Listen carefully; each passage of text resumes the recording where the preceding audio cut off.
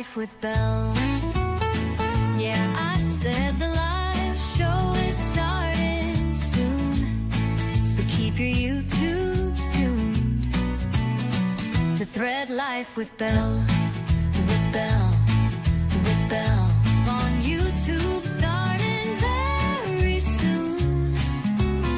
So stay tuned, Belle is getting ready for you. Quilting, teaching, sewing, making lovely things. Come on and join us. It's almost time for Thread Life with Belle. Yeah, I said the live show is starting soon, so keep your YouTubes tuned to Thread Life with Belle. Thread Life, Thread Life, Thread Life, Thread Life, Thread Life. Thread Life with Belle, starting soon.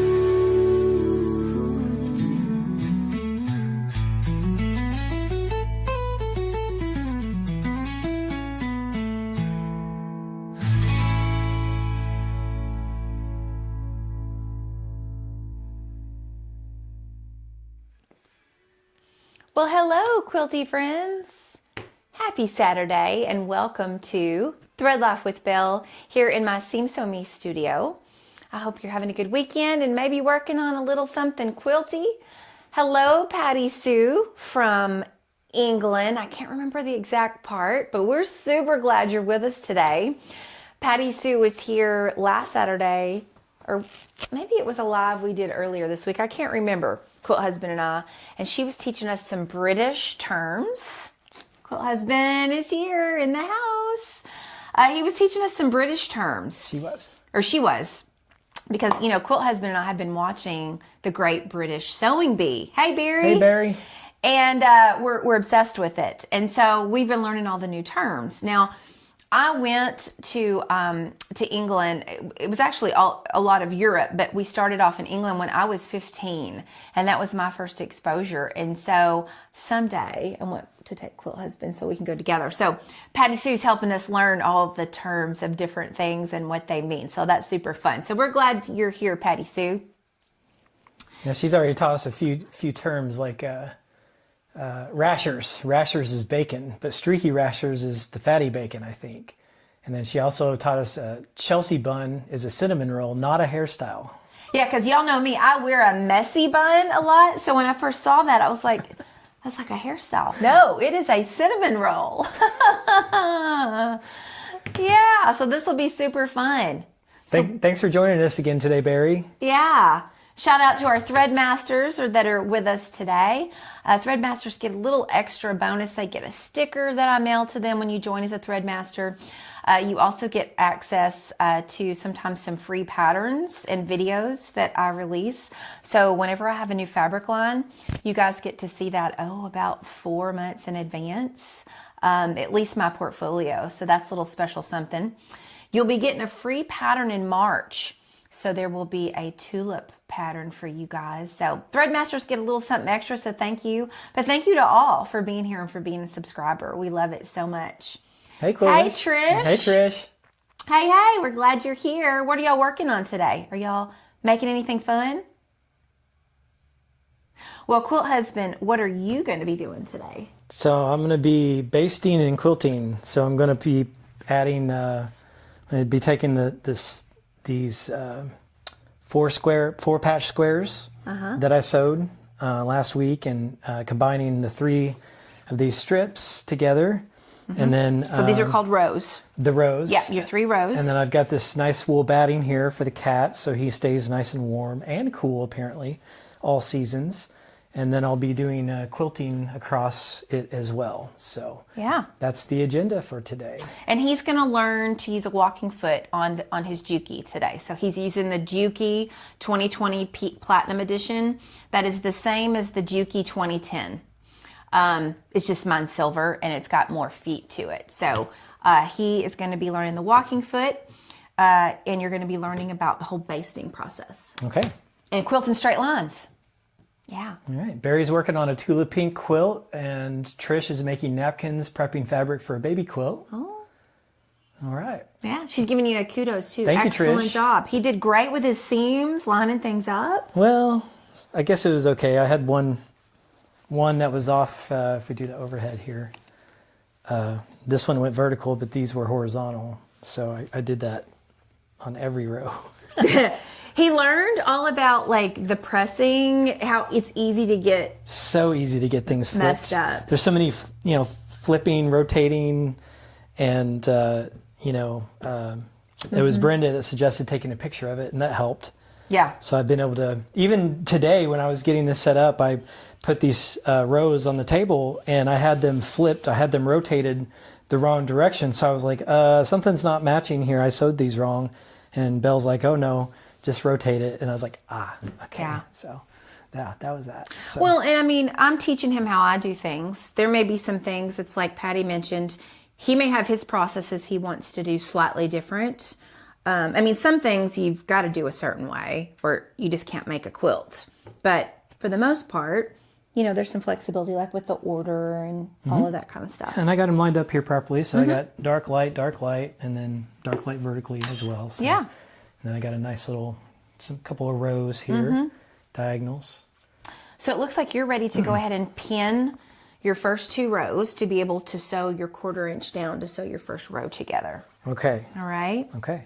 So the easiest way to remember to do that is you're just going to look like Right side to right side. right side to right side. You're going to flip it right side together like this. And then you're going to turn it and you're going to nest your seams and pin. Nest and pin, nest and pin, nest and pin, nest and pin. This is the top though. Shouldn't they be sewn here on this side? Oh, okay. See, this is where it's easy to get turned around. Yeah. So, So- you flip it and then right side. Okay. Right sides together and your pinning starts here. So you could actually just move this, we'll move it over here, and you actually could just pull it down like this.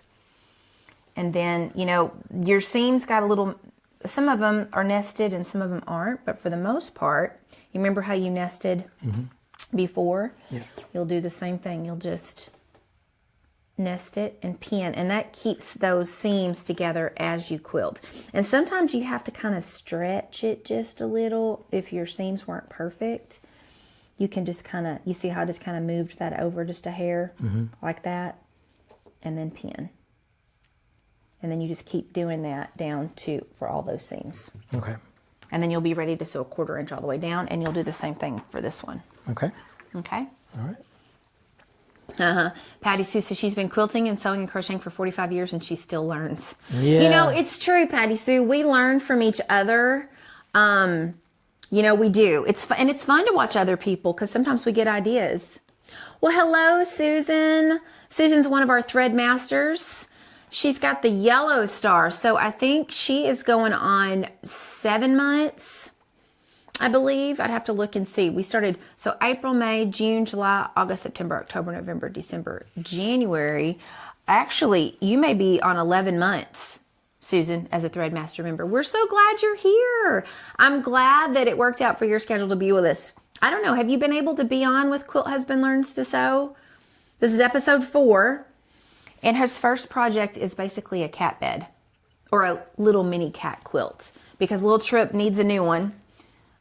His other one is pretty bad. Pretty well worn. So it's kind of... So we've had you'll have to go back and watch the past episodes of, first one was he learned about the machine, how to thread it, how to do the bobbin. It'll be interesting because you've not had to rewind a bobbin. You haven't had to thread again. So eventually that stuff's going to run out and you're going to have to be like, ooh, that was episode 1. I might need to you might be like, I have to rewatch that episode. Yeah.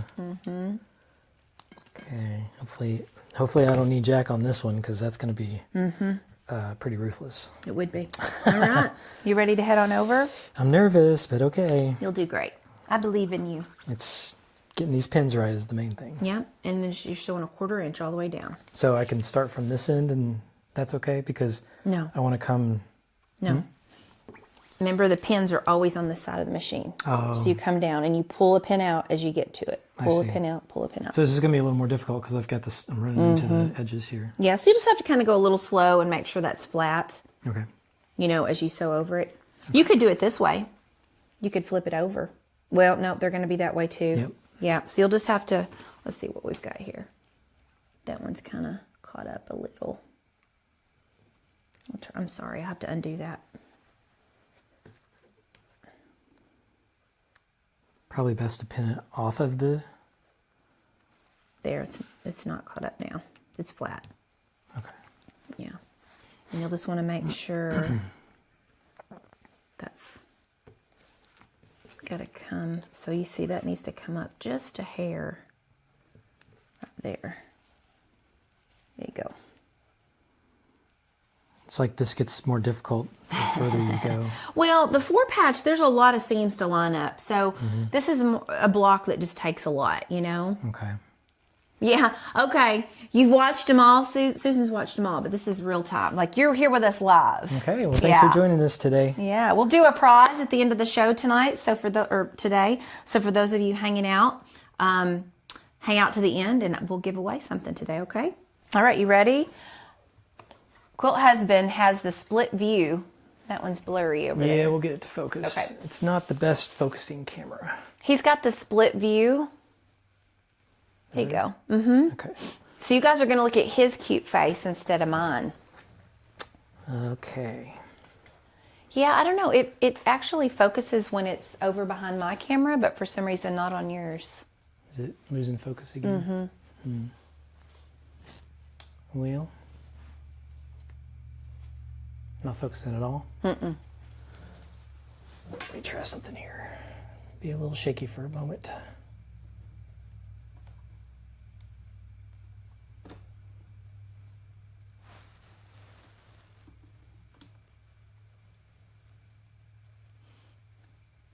Now it's focused, or it was. Tighten it. Come on, stay. Sorry, y'all. We'd actually tested everything out, and for some reason it just got out of focus while we were sitting here. Yeah. Maybe we just need to do full screen over there, huh? Well, It's going to be a little it's annoying. not as fun.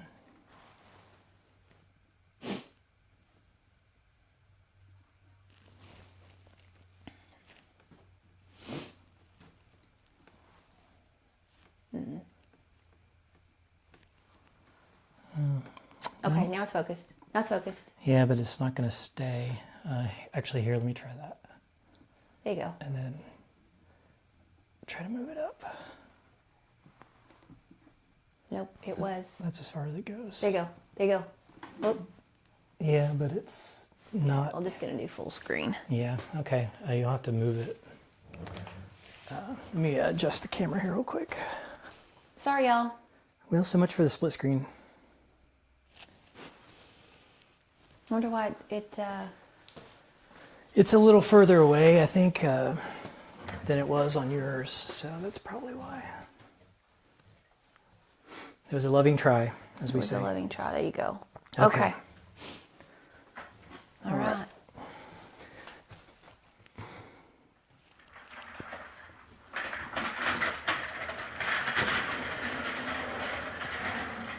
So, foot down, needle down. Mm-hmm.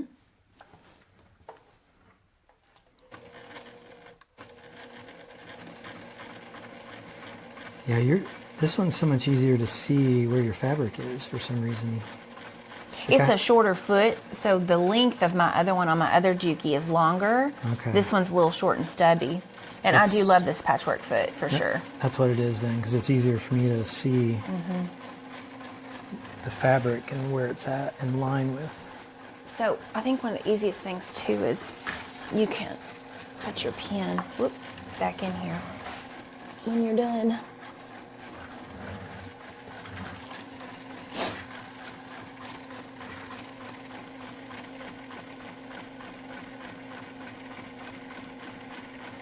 It's off. Oh, you wanted my Juki. So Barry, which Juki were you wanting? I've got the computerized Juki. This is actually my favorite. This is the Well, they actually have another one that they came out, the silver as well.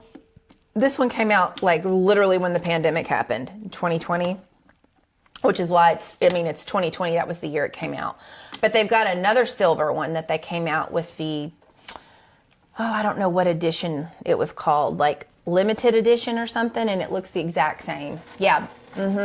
So they have this one still. They're still, it's not called the 2020. I think it's called the limited edition. There was only 2,000 of these made. So I was super excited to get one. But this is just, it'll sew through leather. I mean, this is actually one of the favorite machines for quilters that mainly do piecing. And, it's semi-industrial, which is really nice. Now I've got the Please be right. DX4000, which is the computerized version that can be a straight stitch, or, it can do your zigzags or your decorative stitches and stuff. You got it? Looks pretty good. Nice. Okay. Time to press open. Okay, I did it. Yeah. Will you help me? Well, you're good. You're a good student. Okay, so press open now. Anyway, Barry, so I went ahead and got the computerized. I've got the Kokachi Expert Edition, DX4000, because I need a zigzag stitch sometimes and decorative stitches. And so that's why I now have two. Otherwise, I would have probably just kept this other one. But now Quilt Husband has a machine that he can use. Like, we could be in here sewing at the same time. Yeah, I like it too. I used her machine Let's put some steam in there. the other night. I was helping her sew together this basting. Binding. He learned binding. This binding. So I did this binding strip. And he used the Kokachi. And I used, the DX4000. and I didn't like it because the foot is longer, and I couldn't see my It's not fabric. that you didn't like the machine, because it's a great machine. The machine was great, but I didn't like the foot on it because I couldn't see. It was more difficult for me to line my fabric. Well, the piecing foot, so this is the piecing foot, and it's black. So it was a little harder for him, I guess, to see. On the one he's on right now, the 2020, it's silver. That's probably what it is the color. It is. Okay. It's the color. You're just not used to it. But the machine they're both great machines, but I do love a Juki. I just had difficulty getting it to stay straight. Like, I couldn't see my fabric, so. Well, that was my newbie experience. Yeah, and Barry, on your 2010, is it the 2010Q? Or does yours have the speed control on it? Hey, Joyce.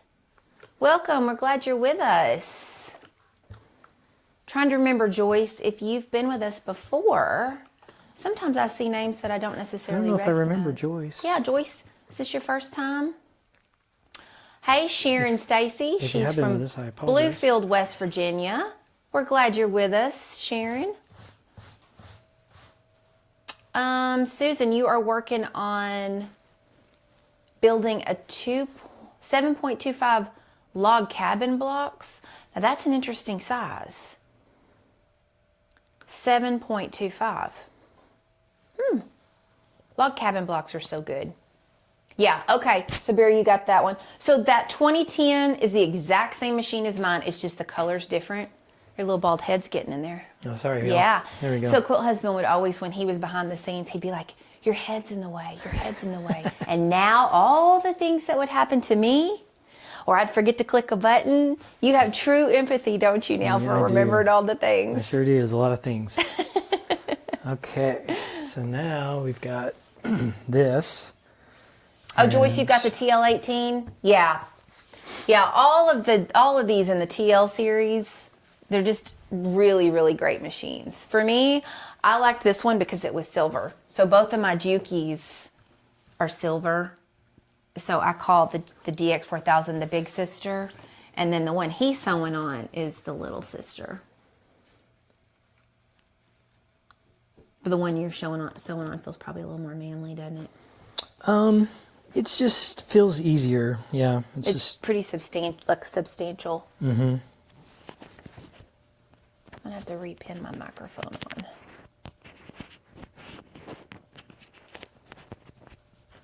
so hopefully I can get this right. Hopefully I'm not showing too much head here. Okay. You are. But you got a cute bald head. You have a cute bald head. Oh, Sharon says, very nice for a new sewist. Thanks, Sharon. Okay. Yeah, he's doing really good. I mean, this is just episode 4. So you just want to try to get those even where it's all at the top. It's totally not even right there, though. Look at that. Well, but you're going to wiggle it to where it will be by the time you get down there. Okay. You're going to, as you maneuver it, because the fabric can, you know, we can kind of fudge a little bit with stretching a little bit when we need to. Joyce, you're a lurker. He's a lurker. You know, it's funny because we never know, like, who's watching, who's not. Because some people, you know, they don't want to have to type out on their keyboard. They're sewing, you know, so they're not necessarily. They may be watching on a TV. Mm-hmm. Or you're watching on TV, yep. Well, we're glad you typed hello, Joyce. We're glad you're enjoying me teaching him how to sew. At some point, he wants to make me a garment. Yes. Hey, Miss Bryant. Miss Bryant is also one of our thread masters, and she has been with us. I'd have to look back and see what the blue means. How many months have you been a thread master? I think maybe about 6 months. I'll have to look and see. You have to go into like the subscriber screen. Miss JB, have you emailed me your mailing address so I can send you a Thread Life with Belle sticker? So for those that are thread masters, I send you a sewing machine sticker that, let's see here.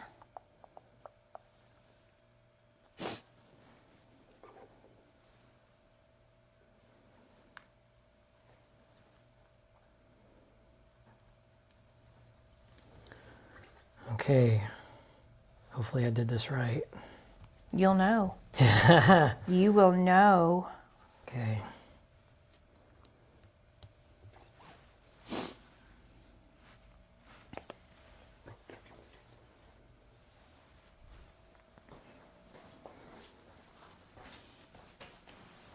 Oh yeah, email me. So, Miss Bryant, email me your mailing address, and I will send you a Thread Life with Belle sewing machine sticker.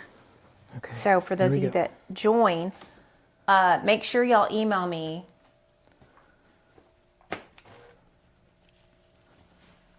You ready? Mm-hmm. Okay. Let me see here.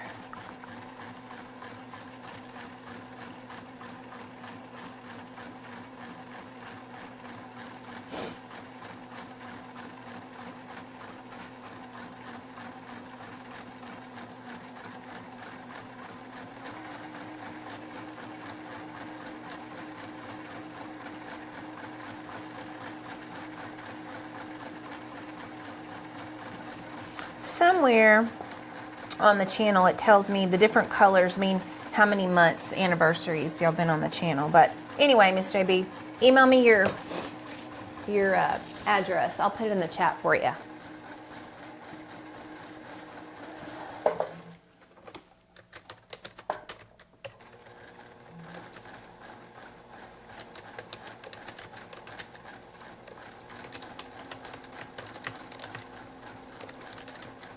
Hope this is correct. I don't want to have to use Jack. If Jack you the pinned Ripper. right, it should be.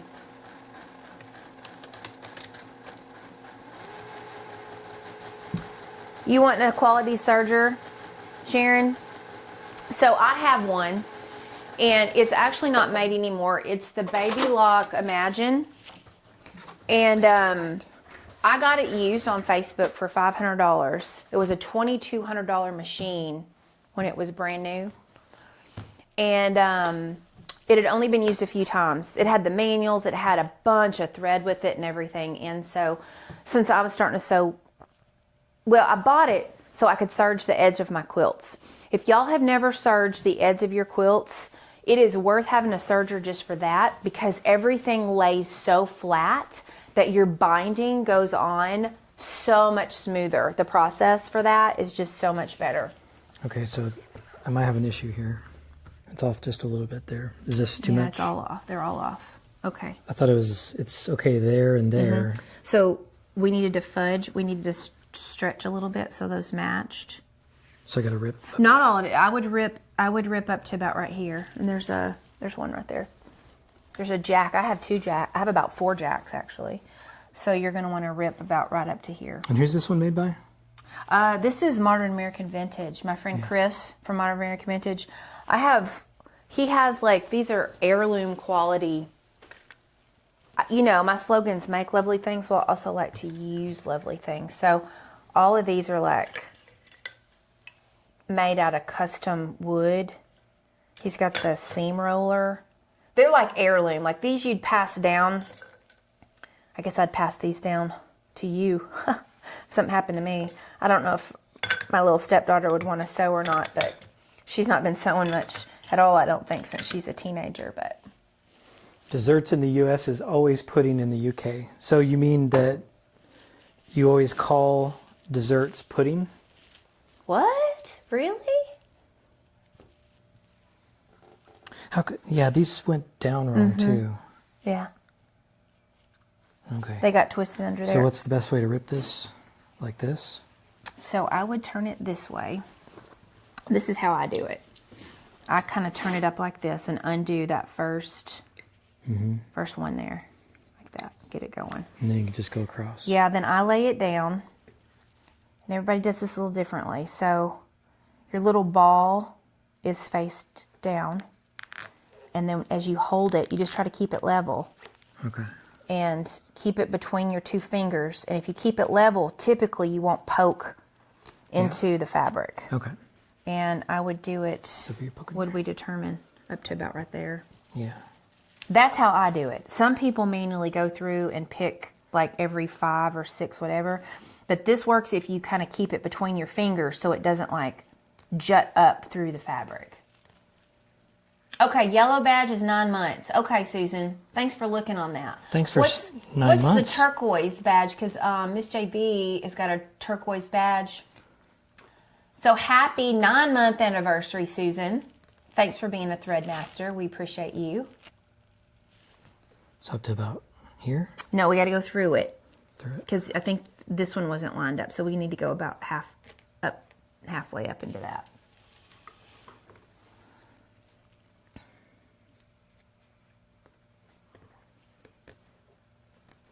About halfway. Yeah, okay. Now let's open it up. See, Quilt Husband gets to learn the frustrating part too. Okay, so yeah, let's come back. Get my pins. Or we have pins there. Right here. Okay. Okay. So we'll start from here. Get all the mess out of there. Do over. Do over. Okay. Make sure my head's not. Okay, now because, see, this is one that doesn't nest well, so you just got to make sure the lines are even. And once they are, then you pin it. No, pin it on the seam there. So that's why they got That this may way. be, yeah, you need to pin it as close to the seam as you can without pinning on the seam. Okay, that looks better. Yeah. Okay.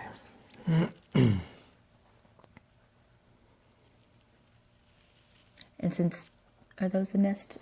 Yeah, those will nest. So you should be able to do it. You just have to be careful.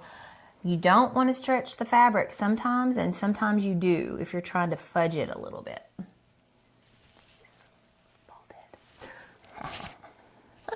It's kind of hard because I need to like lean forward. Now you because he'd be like, your head, you've got to remember to keep your hair out of the way.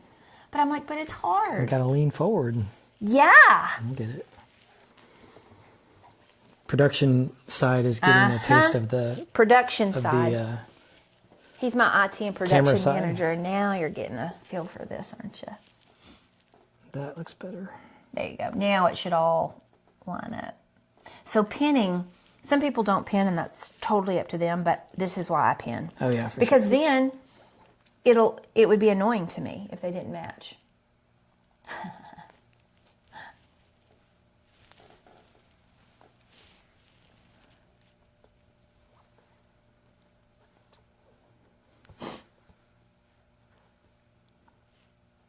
Is that okay?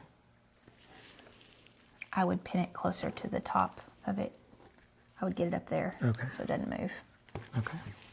All right. Now, let me show you what's happened here. Because you've had to unpick and maneuver, this is warped a little bit. So you may want to go over to the ironing board, press some starch, and just press the iron on it. These won't melt because they're silicone. But if you press some starch on here and just lay the iron on it, it will probably take out some of these waves Okay. a little bit. Give that a try.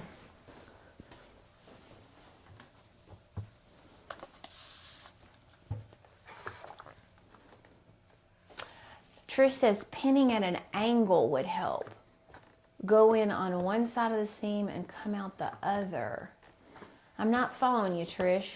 It probably keeps both sides more even then. Because I guess I'm not following exactly how she's describing that. I'm sure. Okay. Okay. So I need to just kind of start. Yeah, I would start a little bit back from where because you don't want that to come unpicked. So yeah, I'd start just a little bit back further. Yeah, and you're gonna need a little more tail. So loosen this up because that loosens your thread up. So anytime you lift this up, it releases these tension discs and then the thread will move. Okay. I'll get your pin holder for you. Okay. Oops. I need to switch to. Oh, okay. Forgot to switch. There you go.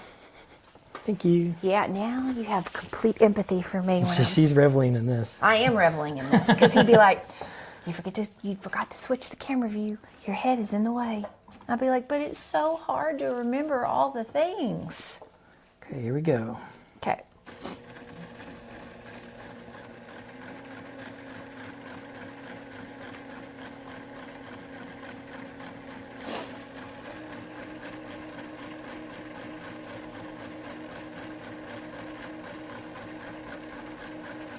Did you do the starch thing and press it? Okay.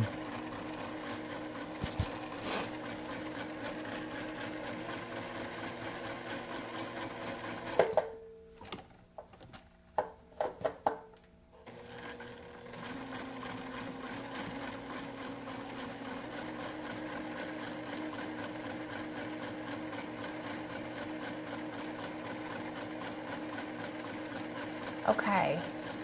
Arugula in the United States is rocket over there. Rocket? Rocket is what we call arugula. Like you're talking about the salad, right?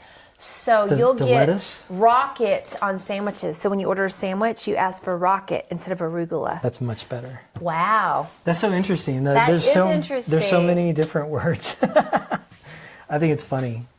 The language. I mean, we speak, obviously English, but to have different funny. words for things is. It would be fun. It would be fun to research like how those words, came about, the origin. Right. Yeah.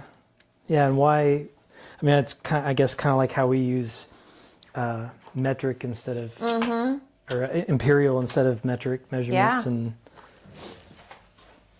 Okay, did you press open? not yet. Okay. So that's what I'm gonna do now is go press. All right. Sharon thinks we're cute. Oh, thanks, Sharon. I think he's cute. This is just us and our day-to-day We have a good time together. interactivity. Yeah, we get along very well. We're best friends. You're my best friend. Okay, we're gonna press this open. Thankfully I got this right the second time. Nice and straight. All of the seams are lined up properly now. So now just gotta Y'all like his quilty shirt? press these out. So he's always on the hunt for like shirts that kind of have like what could appear to be quilt blocks in them without it not obviously being quilt blocks. And so he found this one before Quilt Market. He's going to wear this one at QuiltCon.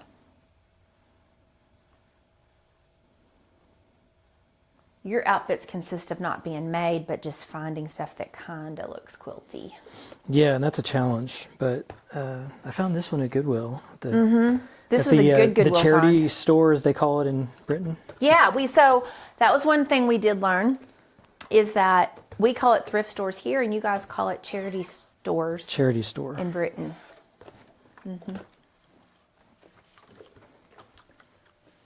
Okay. Alrighty, baby, you got your first quilt top done. So now do I need to starch this and press it?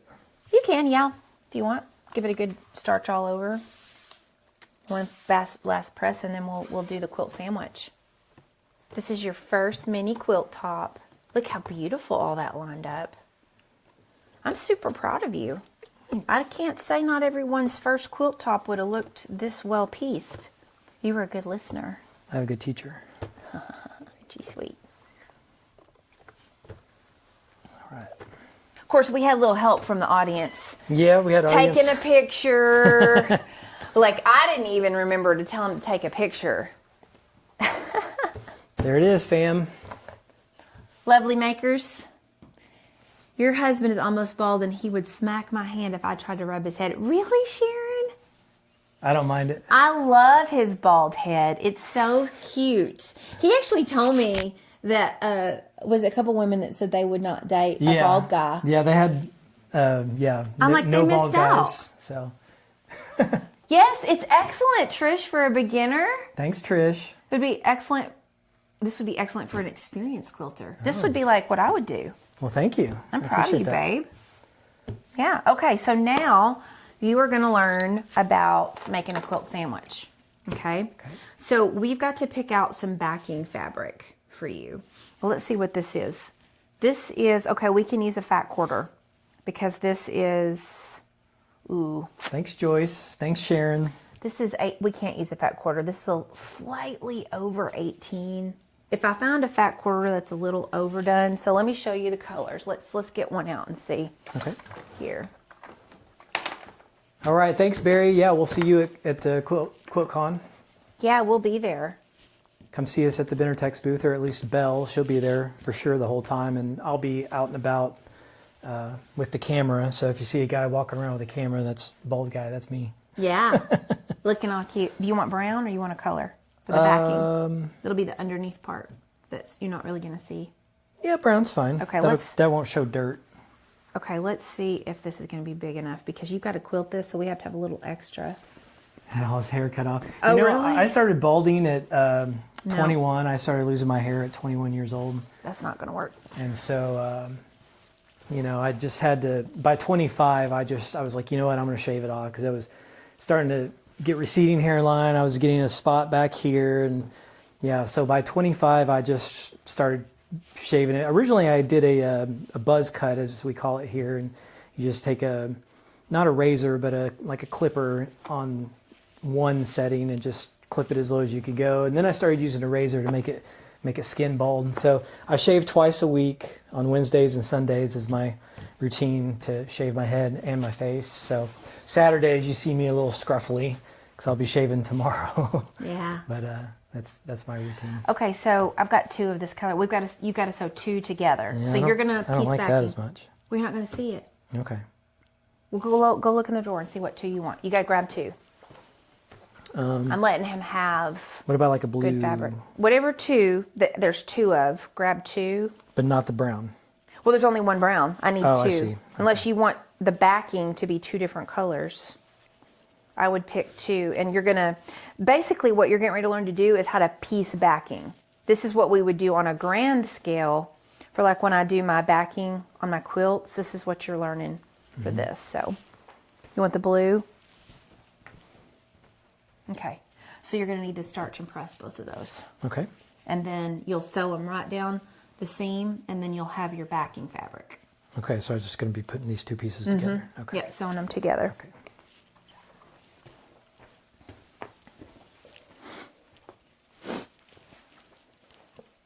Were you telling them your shaving routine? Yeah. Well, since we're talking about hair and balding.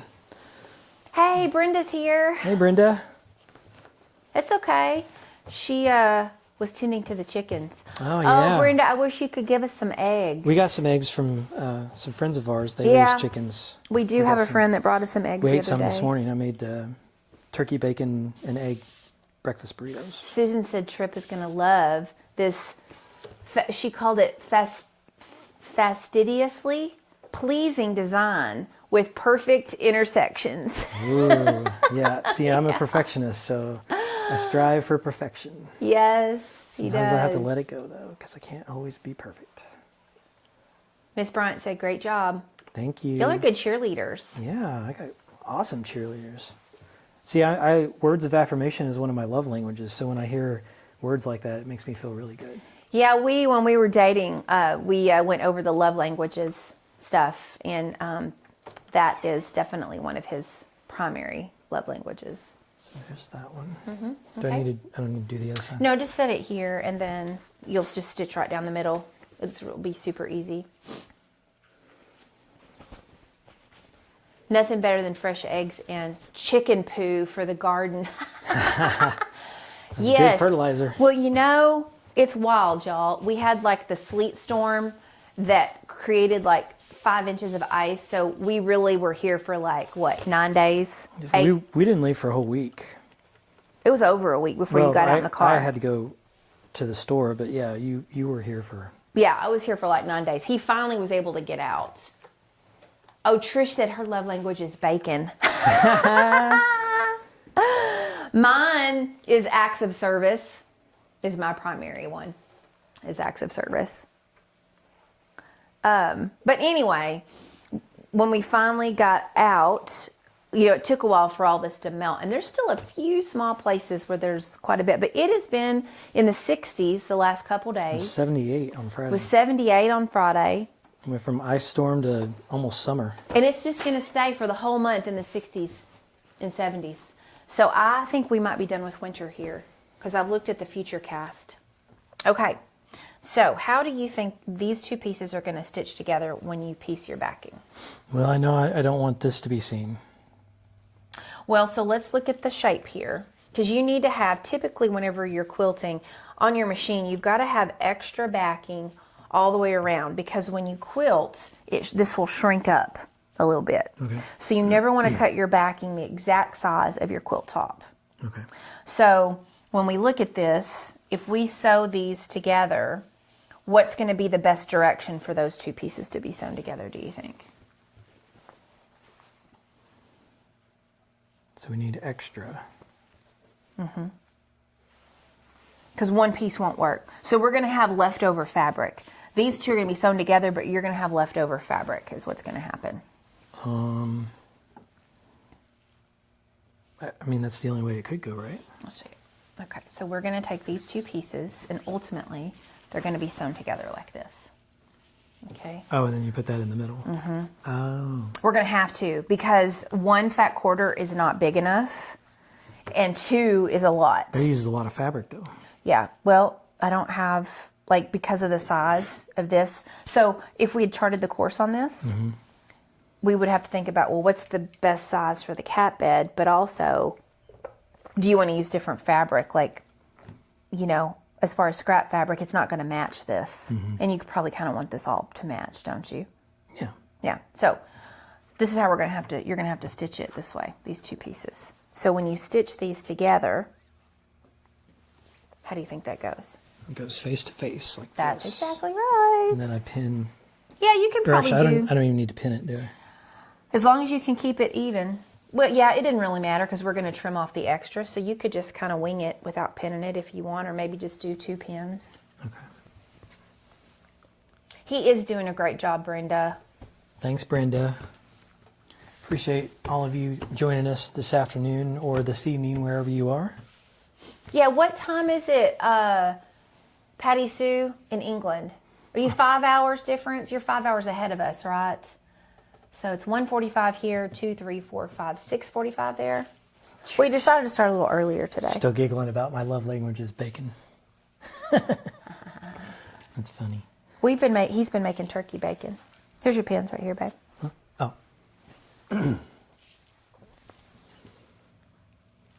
It's probably down here would be the best. Yeah, just enough to kind of keep them from shifting.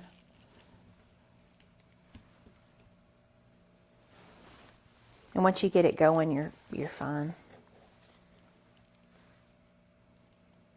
And then you'll press your seam open when you're done with that. Then we'll be ready to make the quilt sandwich. Okay.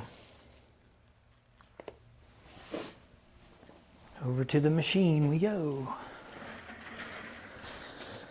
All right. Oops.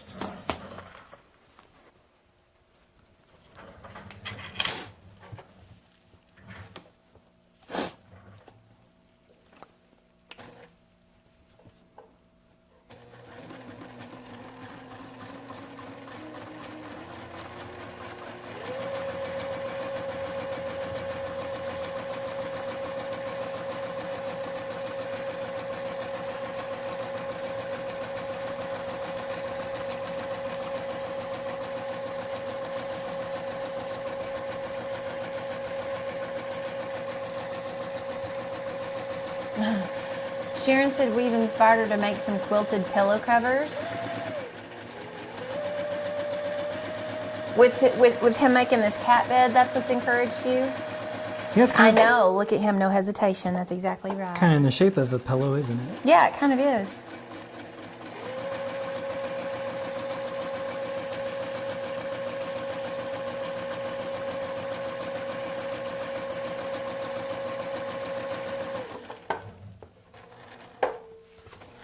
Oops. Okay. And then you'll press open.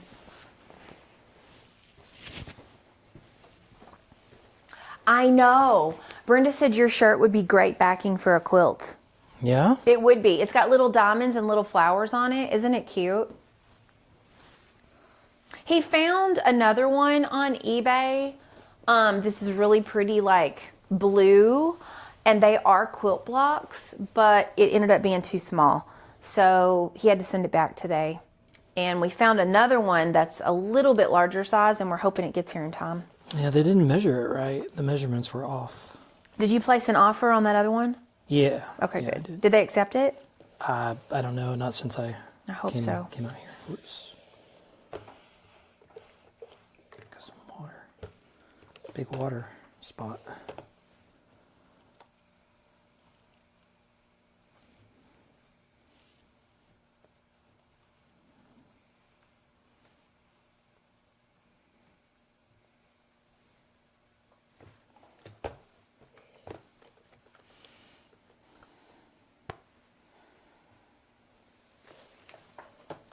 Okay.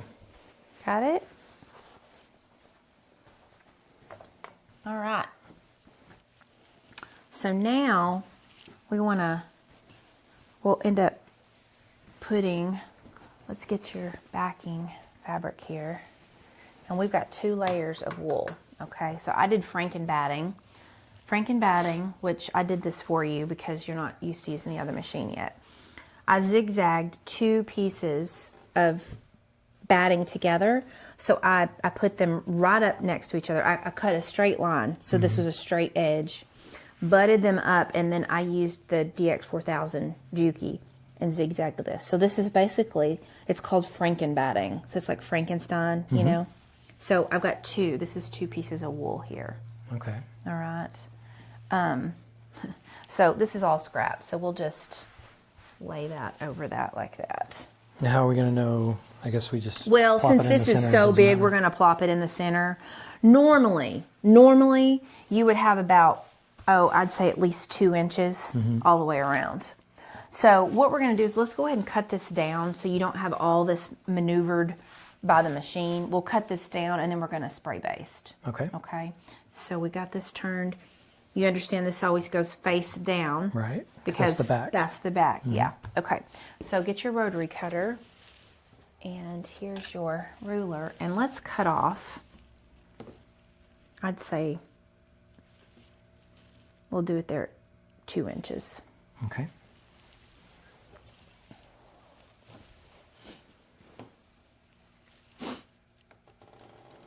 You need this fabric. This is, yeah, this is, oh, Halverson. This is blushed houndstooth. Let me double check. Yes. This is part of their basics collection. I think I threw out the swatch card.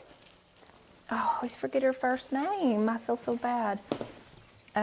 Is it not on the printed? Yeah, let me see. No, this is Cheryl Haynes. Sorry.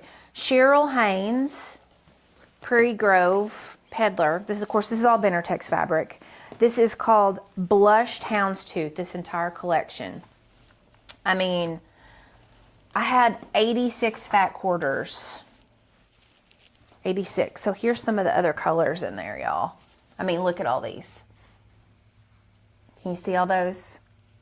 Blushed Houndstooth, Cheryl Haynes, Benartex. Yeah. And there's we had streaky turkey rashers this morning for breakfast. Streaky turkey. They weren't greasy though. No, turkey's doesn't have a lot of fat in it. Okay, so am I doing?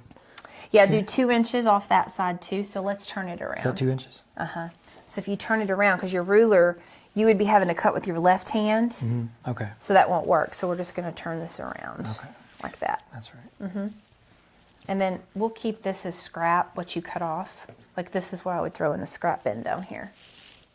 So you got a scrap bin down there.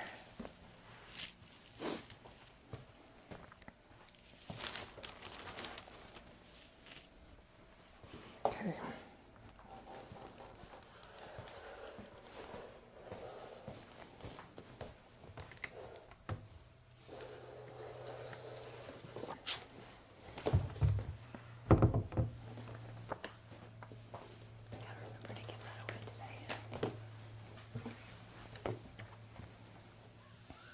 Okay, and then the tops and bottoms too? Yeah, we'll go ahead and do the tops and bottoms, yeah. You could get away with leaving those. No, we can get away with leaving those because we'll have to, you got to trim it down anyway whenever you're all done quilting it. Okay. Okay, so now I'm going to get you the basting spray. And you can baste with pins or spray. I can tell you I've only basted with pins one time, and when I learned about spray, I've never gone back to pins, but everybody's different. The basting spray is like sticky. Yeah, and it's faster. However, when you do this, you don't want to get it all on my on our cutting mat or our table, okay? So I'm going to kind of show you how I do it to keep it from being everywhere, all right? So I'm going to step over here. I'm going to take a drink. Okay. So what I do is I kind of pull this forward and just do a little bit pretty up close so it doesn't spray everywhere, and get that first row down. Okay. And just flatten it, okay? This is how I do it. Then I lift it up like this, and then I go through. You don't need a whole lot, just enough to kind of keep it in place. And you want to try not to get it outside because it's sticky. And then when you bring it back down, you make sure it's flat, because if you've got bumps and lumps, when you're trying to quilt it, you actually will get the bumps and lumps all in there, and you don't want that. So just make sure it's nice and flat like this, okay? Yeah. Now, and it's the same thing for the back. Same thing we're going to do for the back is, now the thing about this is I don't want this to get on my table here. So let's grab a crappy mat that is, actually let's get, I'm going to get a piece of cardboard. Oh, that's a good idea. Put a piece of cardboard back here like this, okay? Now I'm going to go crazy with it. No, we're not going to go crazy. I'm going to let you do it now, okay? Where you do kind of the top row there, up close where it doesn't spray everywhere. Okay. Up close. That's probably a little much, but yeah, more like little, yeah, okay. And then, normally you would do the backing first, okay? Oh. Yeah, but I did it backwards. Okay. And honestly, this batting is pretty sticky, so I don't think you'd have to do a ton. Let me move this down.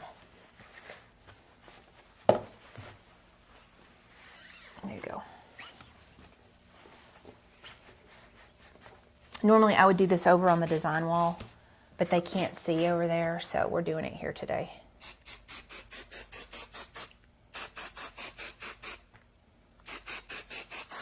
Okay. And you'll bring that down. So normally you would do your backing first, and then the top would be last.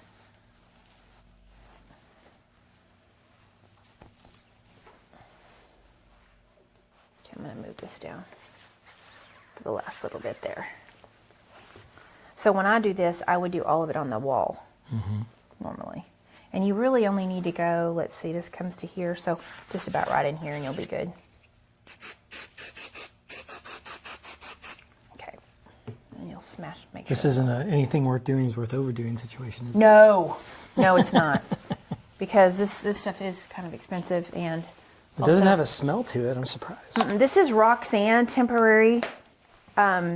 It's acid-free, solvent-free. It's odorless, colorless. It won't stain. It will not clog needles. It evaporates over time, disappears when washed. Prop 65 compliant, and no CFC, and less than 30% VOC. It's almost like eco-friendly kind. I used to use a different kind, but I really like this spray. Hey, Elsa, thanks for joining us again today. Hey, Elsa. I can make cat toys out of the leftover fabric. That's a good idea. Put catnip in it. Trip would love that. Yeah, I would. Okay, we're going to leave this here for right now because we need to go put on your walking foot. I need to show you how to put a walking foot on Okay. for quilting. All right. So with this Juki, this is your walking foot here. It looks kind of like a little monster robot. I don't know. It's kind of interesting. And this is your key. So do you remember how to take this foot off with that key? Well, on your other one, you pry it open, but right. this one, you probably screw it. There's a little screw here, remember? You probably have forgotten because you had to put that foot on. So you're going to turn it towards you, or away from you, and you're going to lift this up. Lift this How loose? all the way. Well, you're not taking it out, but enough to where that's going to come off. And then you'll use your leg lift, your knee lift, and then that should pull right out. Oh, okay. Okay, this one is a little bit more finicky to put on because this little thing right here has got to fit. Let me kind of show you and then I'll let you do it. Do you see how it's got to fit? Oh, this is going to have to come completely out. Sorry for this one. I'll let you take that all the way out. Okay. It's like you've got to get it where the needle's there, right there. But this thing, here's where it's a little tricky. This has to fit but over this screw here. Do you see how the little handle goes over the screw? Okay. Then So it you're goes in. just probably do that first and then Yeah. align this up. And then once that lined up, you can put your screw in. Okay, let me try it now. Okay. Oops. Putting too much pressure on it. You move the machine. Okay, so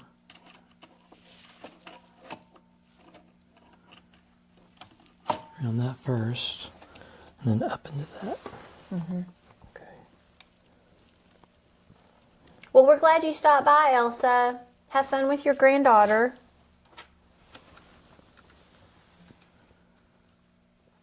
Now, the purpose of the walking foot, do you know what the purpose of the walking foot is? It's basically like my dual feed. Yeah, it helps guide the fabric. Yeah, so it keeps all the push the fabric layers, through. going through at the same time. And so the walking foot is ideal for quilting.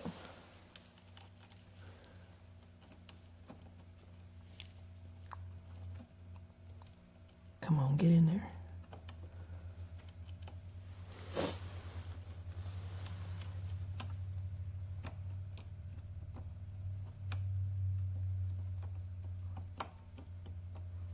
So I want to thread. Is the hole lined up? Yeah. Typically, you don't have to take the screw all the way out. It could just be enough. You want me to try it? On this one, you have to take it off because it has to go through. It has to go through this part.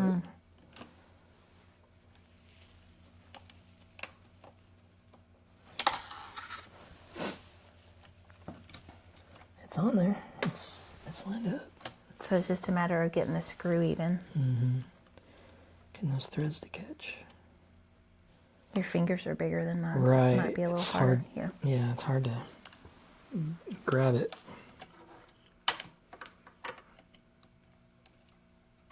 I don't know if it's lined up. I have it lowered. Should it be? Yeah, something's not lined up. Yeah, it wasn't lined up with the hole. Oh. So you got to be able to see through it.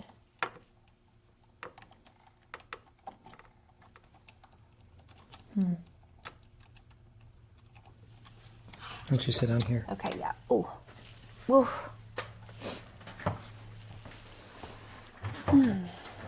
Okay, so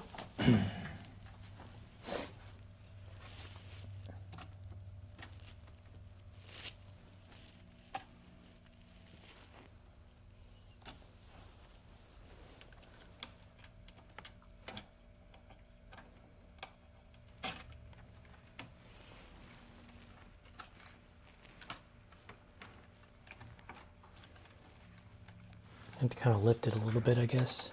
yeah, it's usually not this complicated. There. I think you're close. There There, you go. got it. Yeah. Okay, so it's a matter of using your knee lift here. Just raise it slightly. Slightly raise it up. Okay. And once it's lined up, it'll go in, and then you use your little screwdriver here. And you can use this end here and turn it towards you instead of the narrow end. Use this one and turn it towards you that way. Okay. Okay. And you're going to pull that string, the thread out, and then put it out in the back. Okay. Okay. All right. Okay. So now we're going to go back over to, we're ready to go with that. Okay. And we're going to go back over here too and figure out how you want to quilt this. So I have a suggestion for you. I would suggest whenever I've got 4 patches like this, because you're not going to be doing free motion or whatever, if you did by diagonals, you would need to draw a line with the chalk pen. So you could do like draw a diagonal line on each of the diagonals if you wanted. Or you could do straight lines where you stitch on either side of the seam. So you'd be going this way. I can tell you I want to do diagonals. Okay. Yeah. We're going to turn it diagonal. Okay. So let's get your ruler. Because I want to see the stitching. I think it looks good Okay. through All the right. blocks. So now it's a matter of, you're going to be drawing from point to point. The way you'll measure it is, since your points are lined up, you're going to be able to do that pretty well. Okay. So let's use the white chalk, because this will wipe off. Let me get my other chalk pen. Here it is. And this should show up pretty good. So this is your marking chalk pen. Okay. And you can kind of move the ruler, since it doesn't come all the way down. You kind of move it down, make sure it's lined up, and you'll draw a line through the diagonal. Okay. See it in his head cute? Sorry if my head's in the way, y'all. Is that pen showing up on it? Can you see it? Nope. I gotta push harder. Oh. Haha. Okay, no, I would, rather than pulling this way, I would start and go out and then come down, so you don't drag your fabric.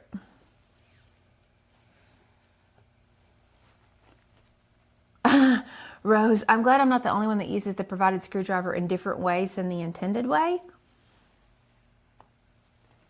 Well, that screwdriver actually, the end of that flathead, that's what you use to loosen the screw with, Rose. What else do you use yours for? What else do you use your screwdriver for?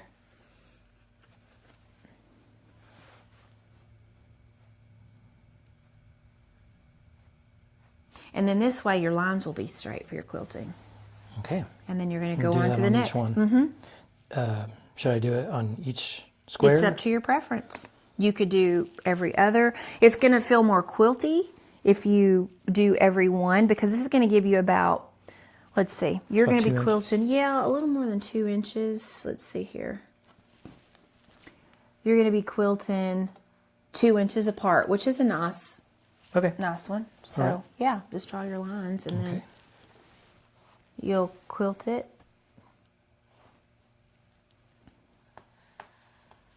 And you don't want to press too hard. Well, it's not going to show up overly well, is it? Okay, let me give you the gray one. I'm going to have to do the gray one for the lighter colors.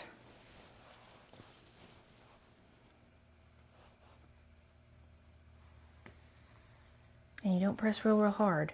Okay. Because it'll warp your fabric. Pulls Just the enough. fabric. Yeah, just enough to where. And then let's make sure this is going to line up down here. Okay. Yeah, you'll always want to look at the bottom and make sure it's going to line up down there too.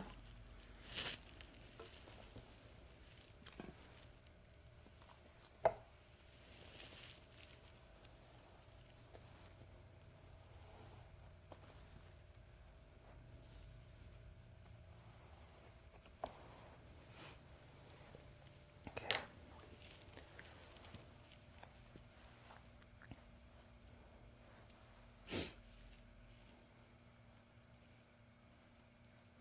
And It's kind of off just a little bit. follow it down.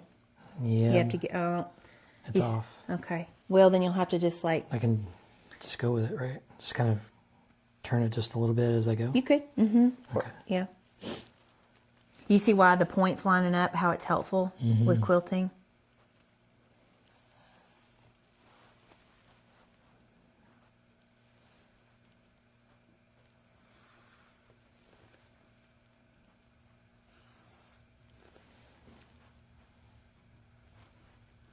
And so you'll be able to kind of move it slightly in the intersection. It won't be overly obvious. Okay.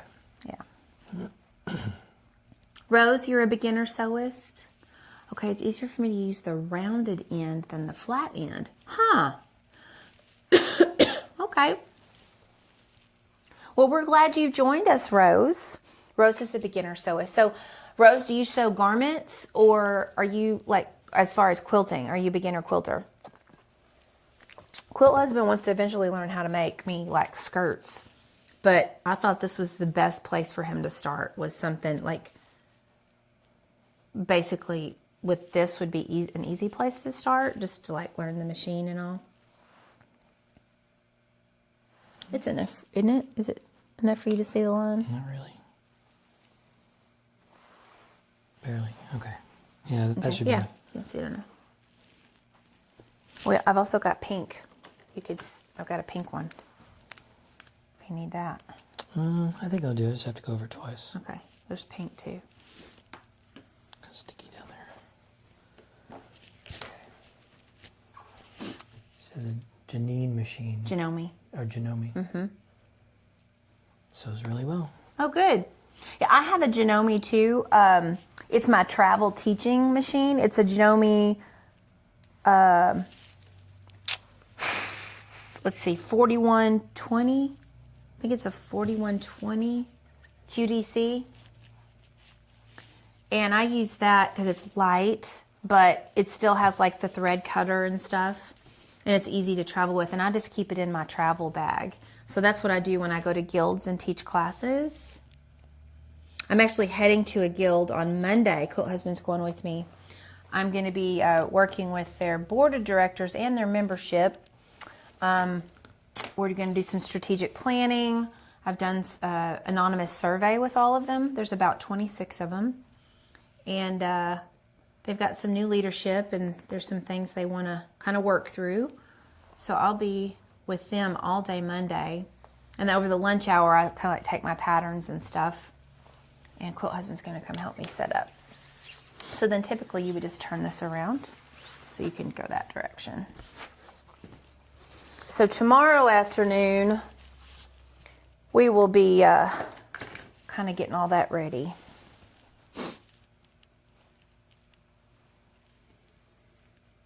Okay, Rose, you're making bags, pot holders. I want to eventually make a quilt. Yeah, so you're doing so that's a great way to do it, Rose, is to start with small things like pot holders or, you know, something like this, little, to understand that. That's excellent. It's a great way to start.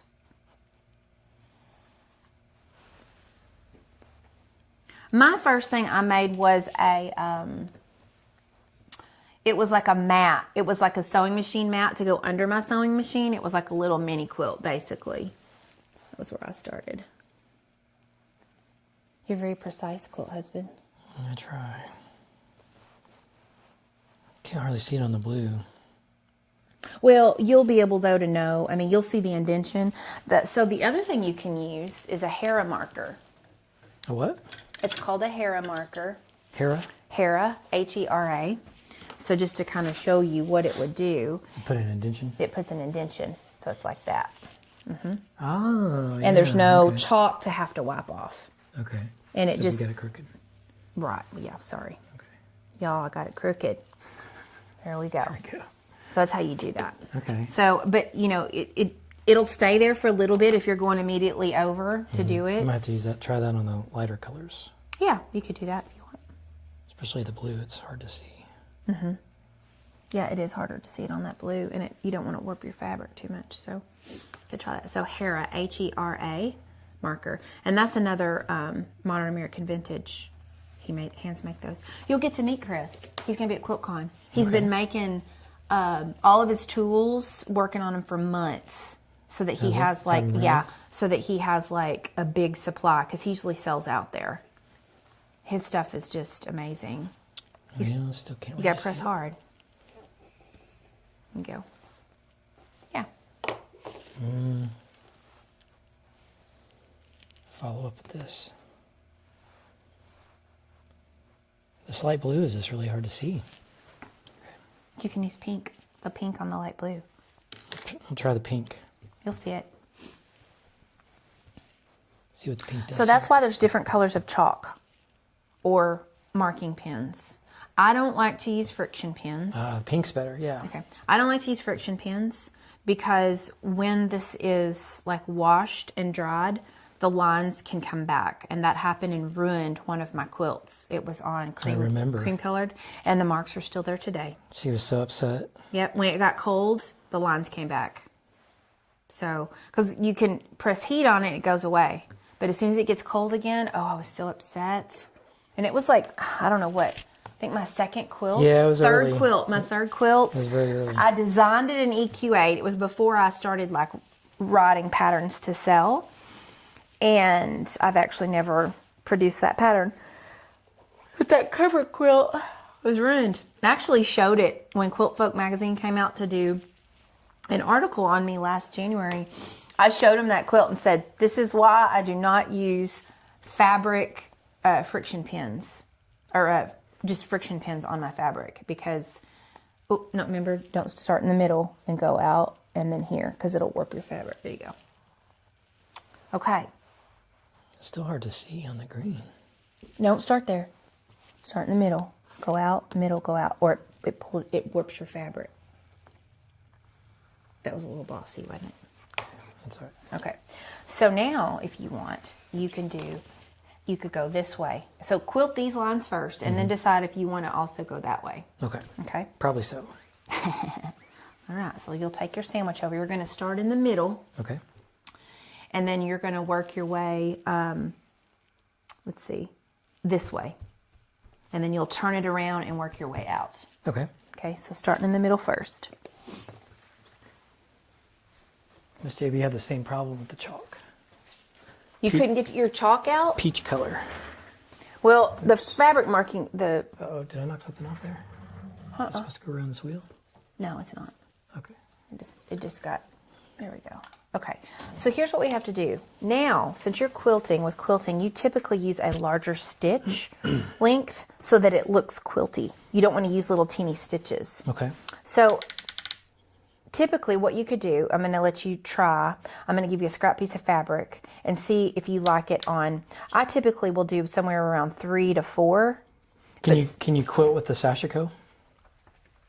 Yeah. Yeah. So I would do that if we had the camera set up, but we don't. So Yeah. yeah.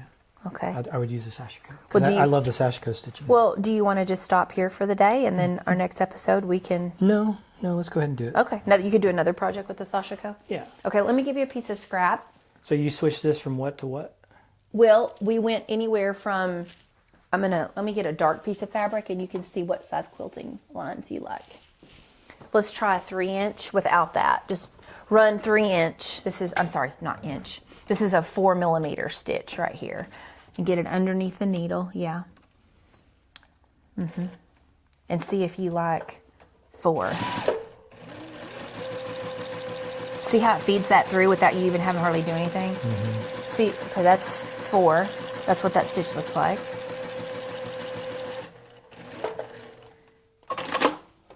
And then if you want to look at a 3 and see what a 3 looks like.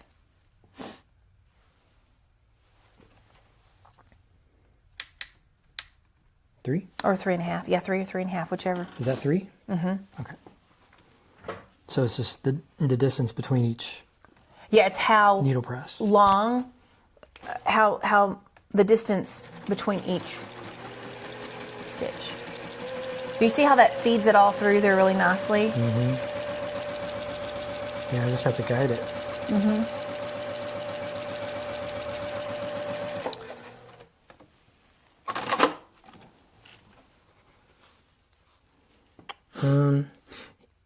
I think I like the smaller threads better because the bigger threads, like, they get off. They're kind of like Okay. womper jaw. Womperjawed, you're using my word, womperjawed. Well, and you may not see the stitches like a whole lot because you've got, this is pretty thick over here. But go with the 3 if that's Just see what the you like. white, the white of the stitching. It'll kind of bog down in it, so Okay. we'll put this over here. So go with the 3 then. Okay. And we're going to start in the middle. Isn't this Okay. going to get in the way here? It's going to have to be in your lap. So it just fold it under, or? Well, no, I wouldn't fold it under, but a couple things before you get started. So watch what would have happened if you just set this under here like this. Where's your backing fabric right now? Where's your backing Up here. fabric? Look behind and see where it's at. Pull that backwards. Pull this back and look where your backing fabric is. See what's happened? So you know what would have happened? And I would have messed it up big time. Yeah, yeah. So make sure it's good and flat, and we're going to get it all the way under. Here, like that, okay? And you don't want to have what's called too much drag. So you want this to be where you're kind of like, it's kind of up, and it's not pulling, because then your stitches will feel a little bit shorter, okay? Okay. Yeah, and just naturally kind of let it go through. You're not holding it tight. And you'll start with your needle down. There you go.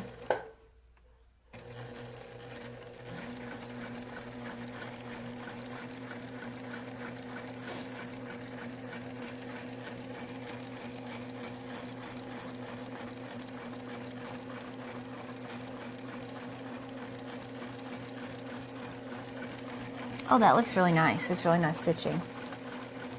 The other thing is you could have used a different thread color if you wanted. But you wanted your stitching to show, right? Yeah. You like that, so you went with a white, it's kind of like off-white. See how that, if you were using a regular foot, it's slick under there, and it doesn't quite feed it all through evenly.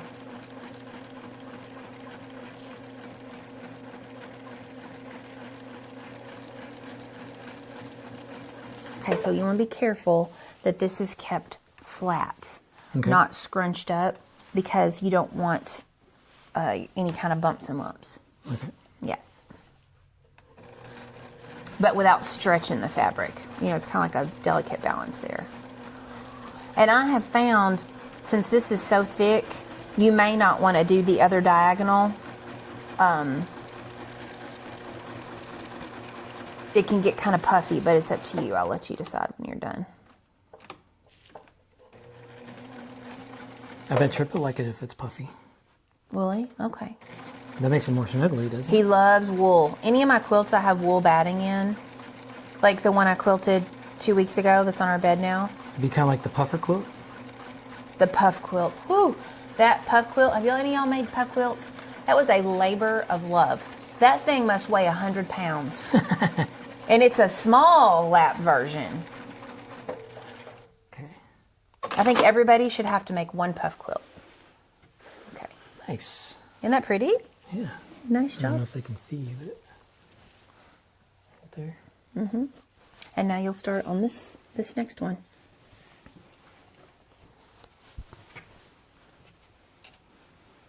sure everything's smoothed out.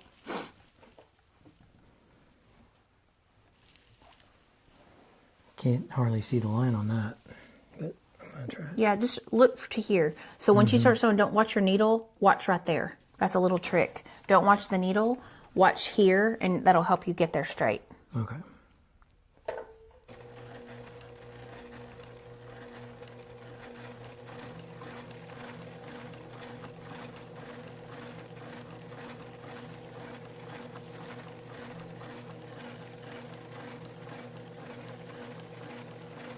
That made it easier, didn't it?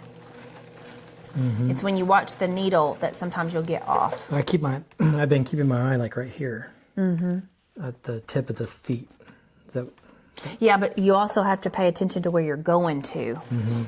Because you could be watching the tip of your feet all day, but if you start heading a different direction.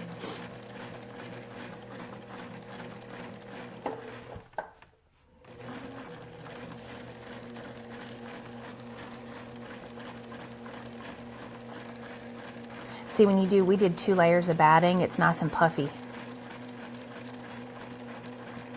He's gonna be like, thanks, Dad. Thanks for my new cat bed. My patchwork cat bed. Some kitty nip in it, some catnip. Oh yeah, we should have done that. Like built it in. Oh, We should have built it in. But it wouldn't stay fresh. I guess when we washed it, it would all be kind of. Yeah. Just have to do it on top like we usually do. We have a good cat. He's a really good cat. He's definitely the best cat I've ever been around or had. He's very well-minded and he's loving and. He would be the possessive boyfriend Yeah, if he was a real person. Mama. He loves his mama. He gets upset if I'm in his position, like on her right side. He lays under my, like, curled up, nestled, like right up against me in my armpit kind of area. He gets upset and he'll leave and go throw a fit. He'll go pout in the other room for a little while. And he has to sleep in the bathroom because he would sleep on me all night long and I wouldn't be able to sleep. Yeah, we did that at first, and then it was like, no, this is affecting your sleep, and you really need your sleep. So. And when Quilt Husband lets him out of the bathroom in the morning, because he's got a wool in the bathtub because we don't use that bathroom. He's got a huge wool blanket in there in the bathtub, so that's his cat bed at night. And his litter box is in there and some food. And then we leave. He drinks from the faucet. He doesn't drink out of a water bowl. He likes the fresh water. So in the mornings when he hears the noisemaker go off, he knows we're awake, and he'll start crying immediately. We sleep with a white noise sound maker. So Quilt Husband goes in and lets him out, and he runs down the hall. I mean, Mama. crying the whole way, like mama, crying, and then he jumps up and just is ready for all kinds of snuggles. And then Quilt Husband makes me a cup of coffee and brings it to me in bed, which is super sweet. And that's our morning routine. That's our morning routine. Every morning. And I fill his food bowl and then turn on the water in our bathroom for him because he wants that water. He wants that water during the day. He's a little high maintenance, and he used to not be that way. But his brother died. Another kitty that we had, they'd been raised together. Jax, yeah, last January. And he just got much more emotional and needy. Yeah. You're doing great. Looks nice. Oh, it does look nice. I like that. I like that a lot. Okay, while you're doing that, I'm going to go over to my long arm and pick out a pattern for the quilt I'm going to quilt today. You got this? I think so. Okay, you just holler if you need me. Okay. Okay. Okay, it's just you and me, fam.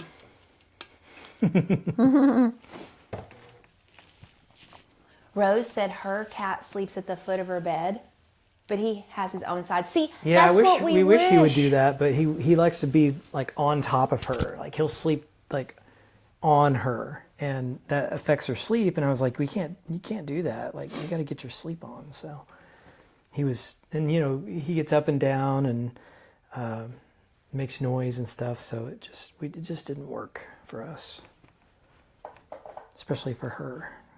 And her sleep's very important. I can go more without sleep, but she needs her sleep very much.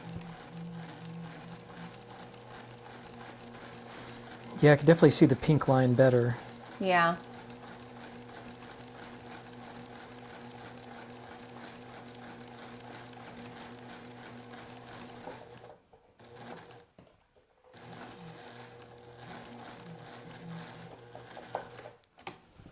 Kind of off there. There we go.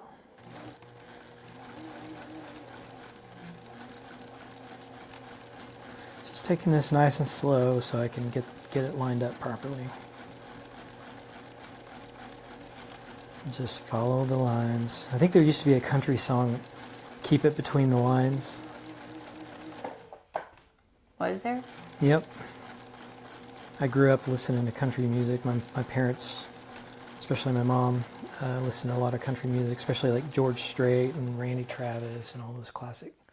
My grandma listened to like Merle Haggard and Dolly, and we'd watch Grand Ole Opry every night with Shotgun Red and Minnie Pearl. That's memories I had.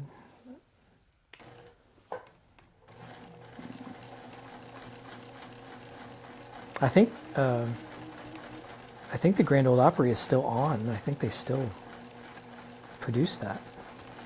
We used to watch Hee Haw.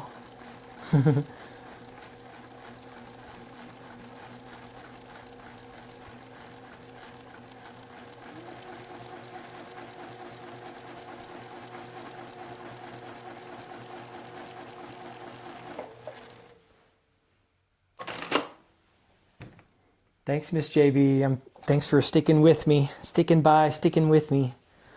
It's a team effort.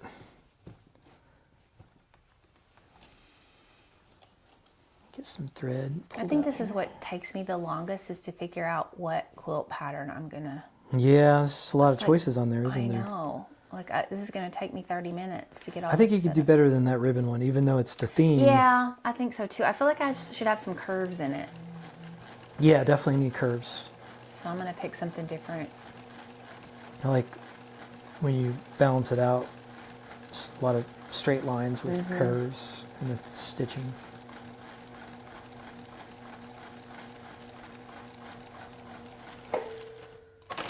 Okay, now we'll go the other way.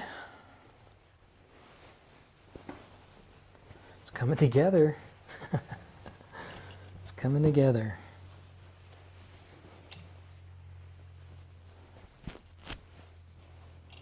Nice snuggly bed.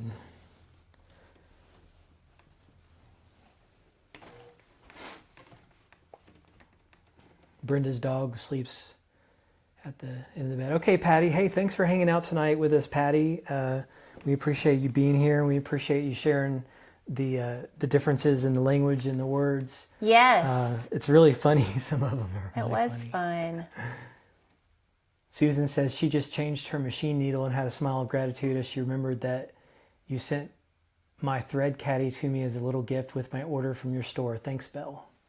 Oh, the needle holster? The thread caddy? The thread caddy. Thread caddy is a little gift. Huh. Are you talking about the bobbin caddy? This one? I can't remember. Was it this one? To keep your bobbins? That's from Clover. The thread caddy. Or is she talking about your thread collection? I'm not sure.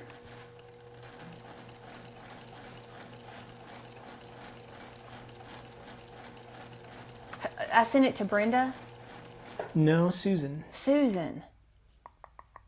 Susan Anderton. I don't remember Susan. I've got the needle holsters that hold our needles. And then I've got, I don't remember.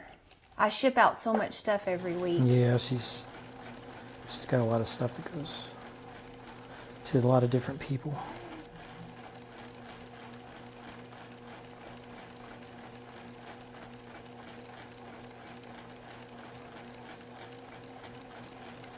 Taking this nice and slow. So try to keep it lined up.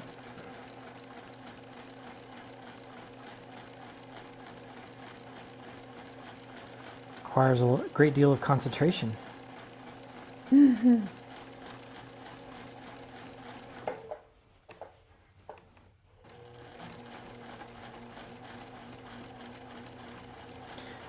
I think I might do the other direction as well because I like the cross hatching. And I kind of like how it makes it look puffy. I love the stitching, the quilting part of it all. If y'all remember from the show, the art quilt show, that one of my favorite parts of the art quilts is the threading, and when you can see the thread as a different layer within the quilt itself, and that creates depth to the eyes, and that really enhances the artistic quality of it, especially when it's, well, I guess when you wash it, it makes it a little more puffy, but it's more crisp when it's unwashed, which is my preference. So, which most art quilts are not washed.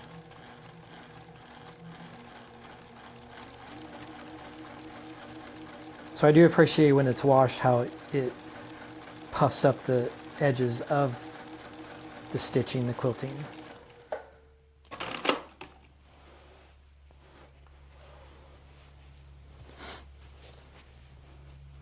This is really turning out good. I really like this.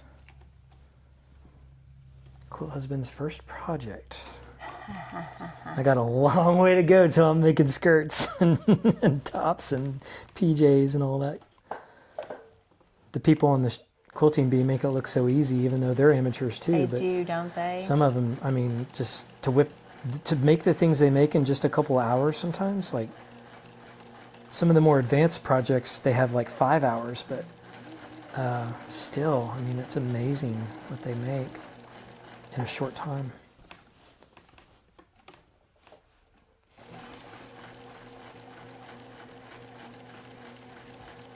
Susan said yes, the holster. The holster, okay, yeah. Yeah, sometimes I send those little extra bonuses when people order big orders for me, or they order a lot for me, or, you know, like you're always here. So, it's a little thank you. a little thank you. I have them on most all my machines, the needle holsters. I think there's one on that machine in there. Did I put one on there for you on the side? If not, I need to. I'm not sure.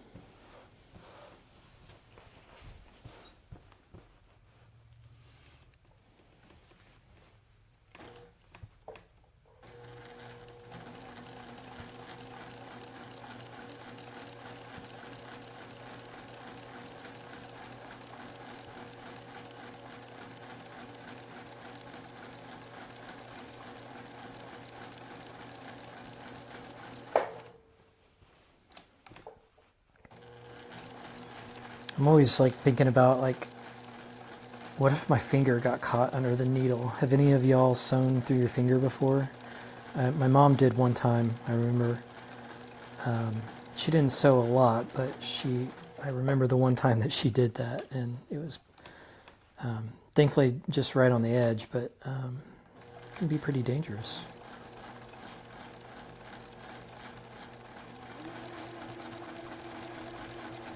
Your mom did? Yeah, she sewed through her finger, like right at the edge of the nail. I remember. Oh, really? She did that once, yeah.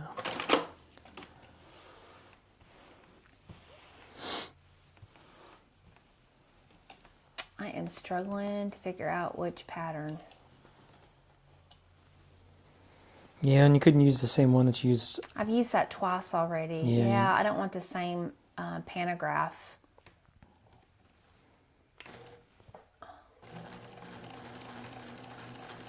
I wish I had the split view set up so that y'all could see a close-up of this, but I just have to look from a distance. But I wonder why that I'll wouldn't work on focus very well for you. Well, that camera has an issue with focus, actually. I've thought about replacing it. But it never does on mine. It does. Really? Not as bad, but it does. Yeah, it'll lose focus sometimes. It's just that camera's weakness is focus, unfortunately, which is not good for a camera. So I've thought about replacing it. Actually, it's a good like webcam, but not really a good like focus camera. It's a Razer Kaio, I think is what it's called. So I might end up replacing that bad boy.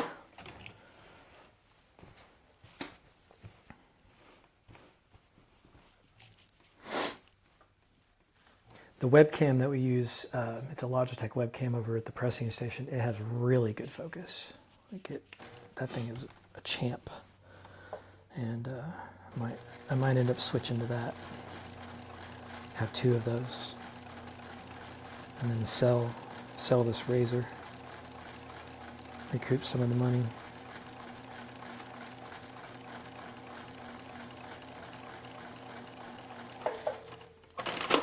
Okay, that was the last one for these. I don't know if y'all can see, but see some quilting on there. There's the back side. So I want to go the other way too, so I'm going to come back over and do that on the overhead view here. So now I've got him going this way, but I want to take him this way now. So that's what I'm going to do. Oh, our camera's frozen.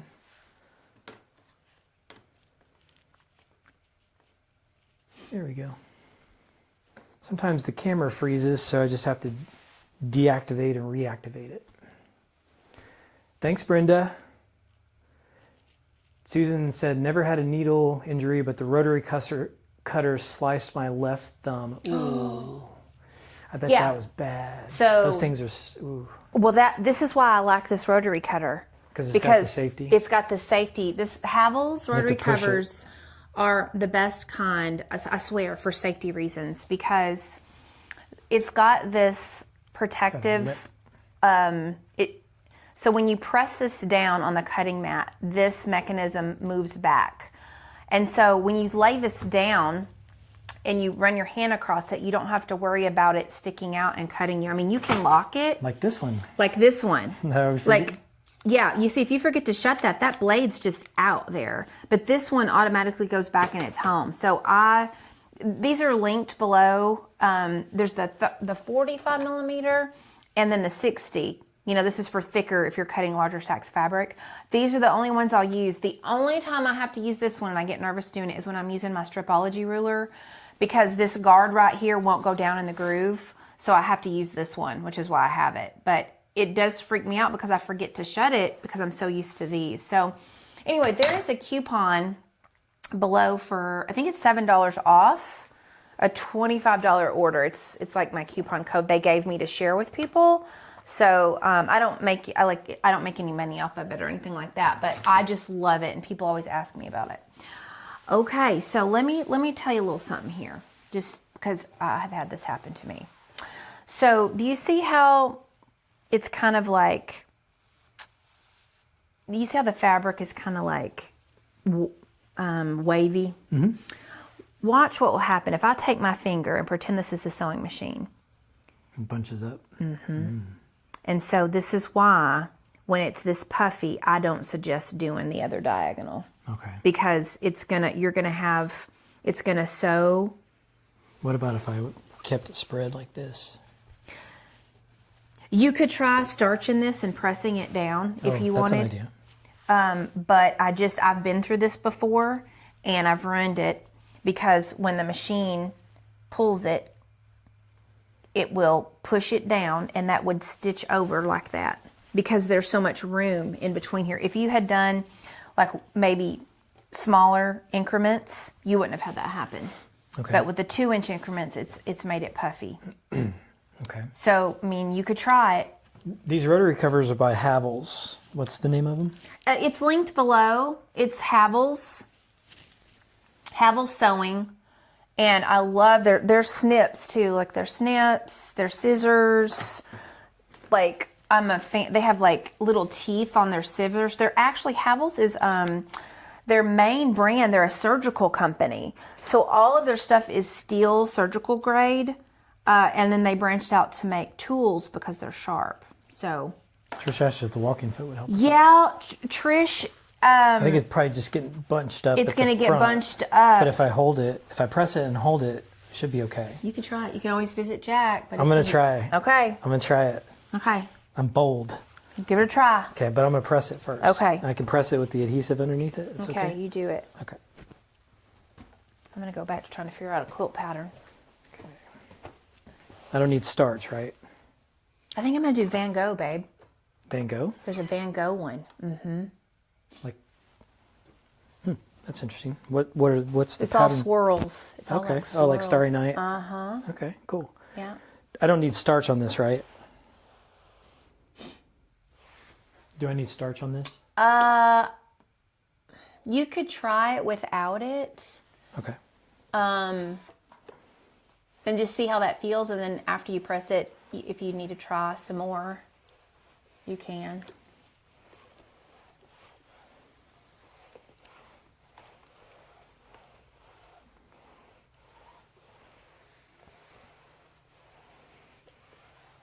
Sometimes you have to take calculated risks. Okay. I hope it works out for you. Try some starch. Why not?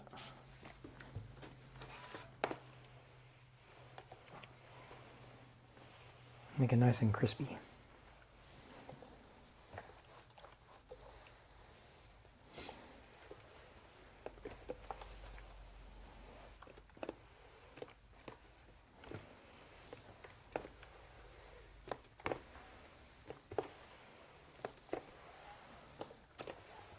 Okay, we can give this a try. Hopefully I don't ruin it.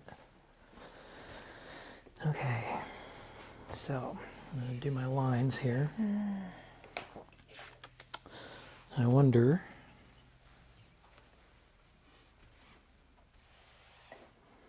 if this will work. Now that it's all... I think you're going to have to talk louder, baby. I wonder if this marker thing will work. No, I can't see it. Okay. Trish says she loves my attitude. Go for it. Trip won't mind, will he? He won't mind if there's some bunching. It's all about how you are going to feel. Is more what I'm worried about. Well, I'm going to try something difficult here. I think it's good to experiment as long as you're okay with, teaching moments. Mm-hmm. This might be one. I can see the white on that pretty good.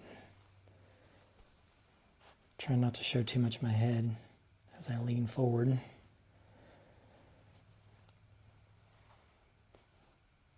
And I also try not to talk quietly because, man, like I'm just used to almost whispering, I guess. We had to turn the volume up pretty big, didn't we? Yeah, well, my normal voice is pretty soft, and then like when I'm doing something, when I'm thinking like deep in thought, I tend to talk quietly. It's the old saying, speak softly and carry a big stick. Mm-hmm. Is that Truman? So it's one of the presidents that said that.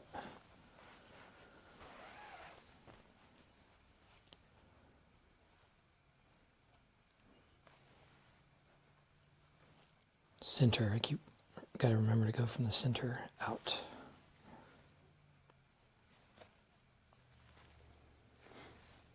If you see it starting to bunch up, just stop. Yeah, okay. What do you think about this pattern, babe? They're called water droplets. Or do those look like lights, string lights? Yeah, that looks like string lights. Okay. You see how long this takes me? What happened to the Van Gogh? It was so many passes. It was going to be like 12 passes and they were teeny. Some pantographs are not great for the amount of space I'm quilting in. So you kind of have to experiment.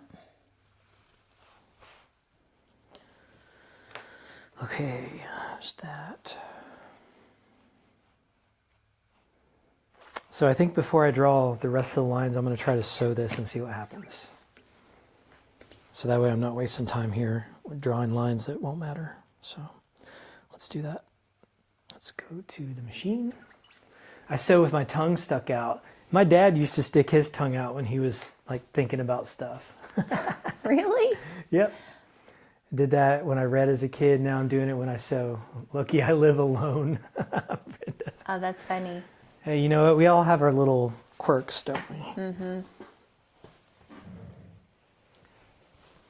I probably have a very intense look on my face when I'm concentrating. I feel like I have an intimidating look anyway. Like, it's weird because like when I'm out in public, sometimes I scare people. Like I've had women like clutch their purses and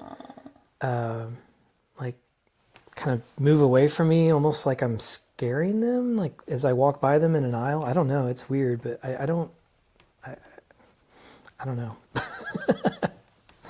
I don't get it, but maybe it's just because I'm bald and have broad shoulders and I look intimidating. I don't know. I don't feel intimidating, but nor do I have an intimidating attitude usually, unless I have to. Okay, all right, let's try this. Here we go, Trish. We're going to try this. So if I see any bunching, then I'm just going to stop. I think the key is to press it down. I don't know if y'all can see my fingers, but I'm just going to put a lot of pressure here to kind of spread out the fabric, maybe just a little bit without warping it as it goes through.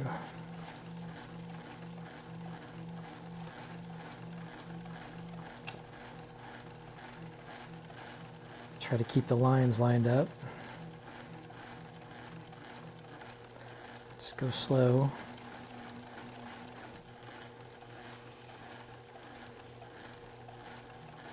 I don't think it bunched. No? Maybe the walking foot will help with that. Yeah, I think it's okay. Okay. I think we'll find out. I'm going to do the whole thing. Hopefully I don't have to rip it. Just applying pressure with my fingers here on both sides of the walking foot. Try to keep that fabric with some tension to it, just slightly.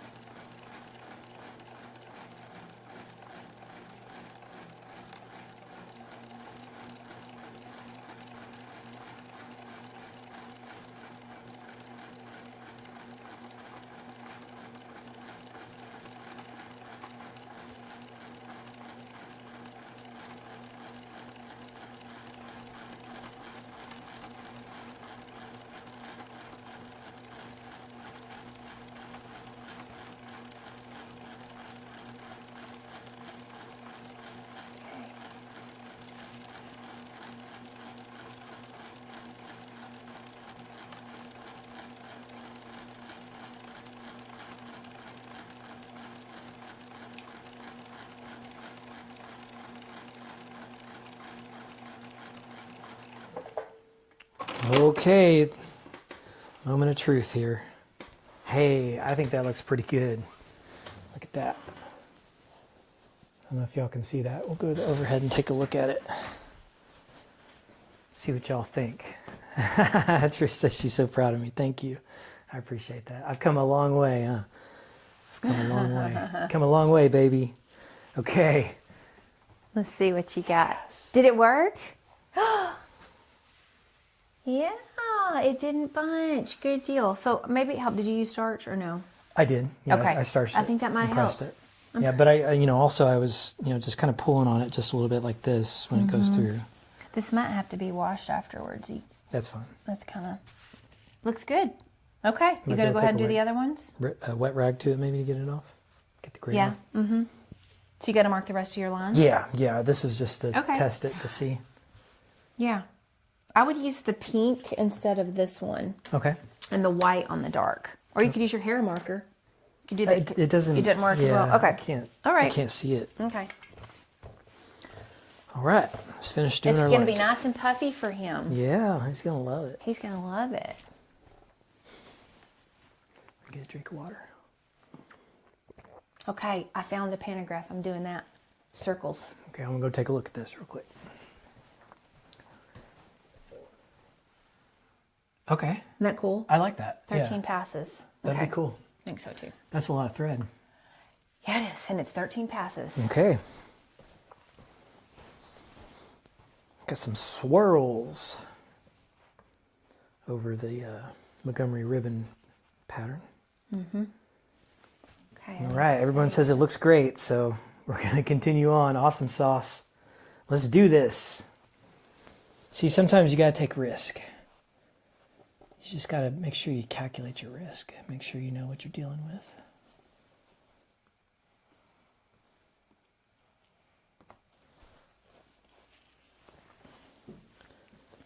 Okay, layout save. Some of you may know that I trade futures. So futures contracts are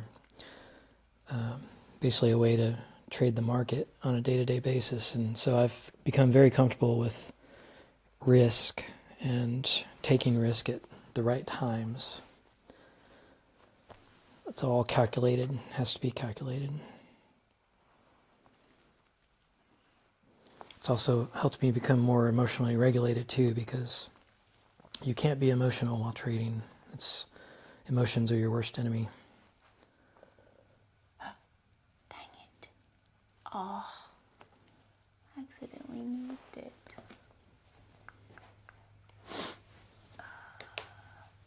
My nose is kind of running a little bit. Go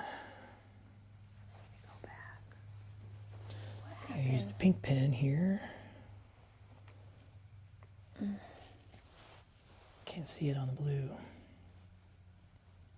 Oh, man.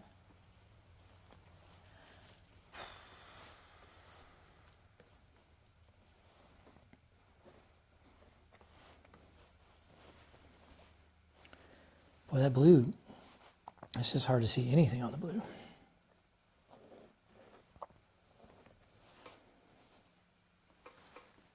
Oh, it would help if I had it pushed out. Then we might make a mark. Yeah. My bad. It's not there again. Okay.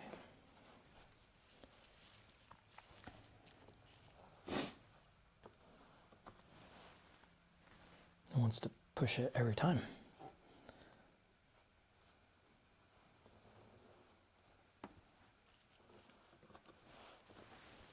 Don't have to push very hard.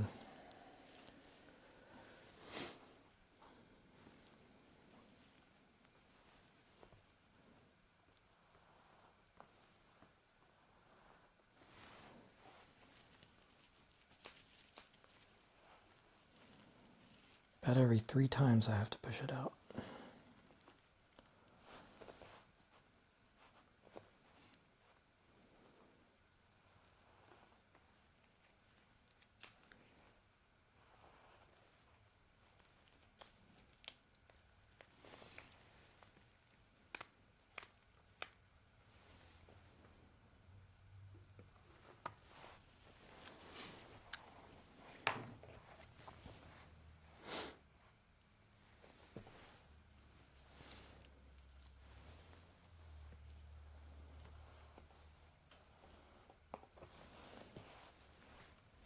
Oh, that one's off. Still kind of off. That's okay. I'll start there.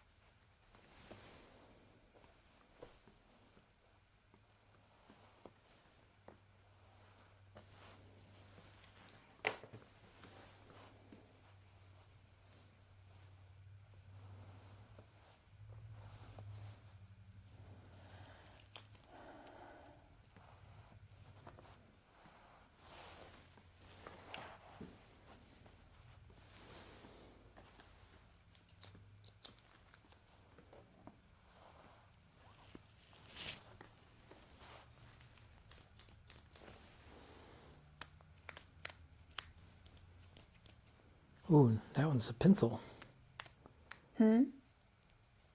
Oh, this has 3 colors in it, huh? Yeah, it does, but I'm out of some of them. Yeah, you're about to be out of pink too. I need to order some more. Okay. All right. I'm gonna have to use gray.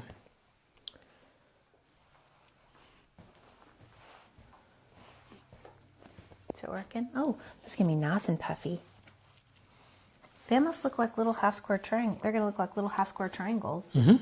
Those look like mini half square triangles. Very cool, babe. It's gonna have a really good effect. Okay, I'm gonna turn my microphone off because I'm gonna start the long arm. Okay. You good? I think I've, got you on the right track. When you're done quilting the lines, then we'll trim it down. Okay. And then next show, you're gonna learn to do binding and put your binding on. Okay. And make a quilt label. No binding today. He's gonna learn to make a quilt label with the embroidery machine.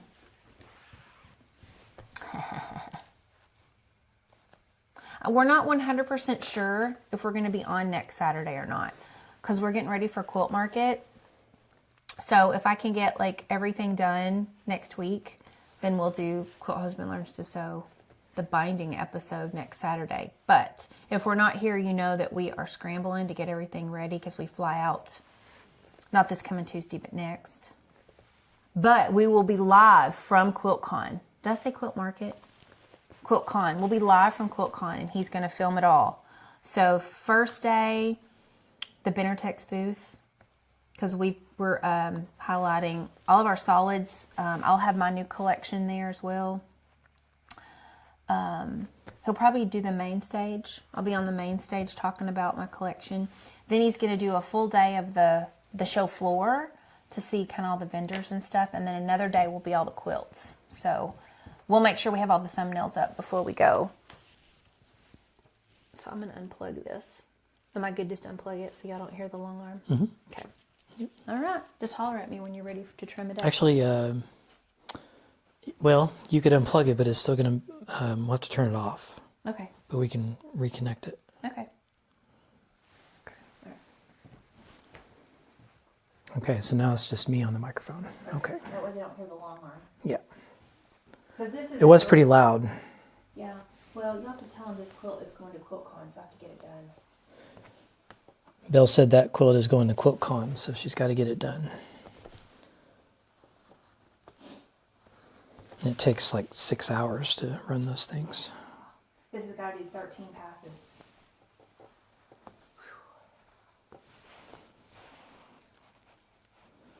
Let the party begin. Saved. Look at saved. Layout. Saved.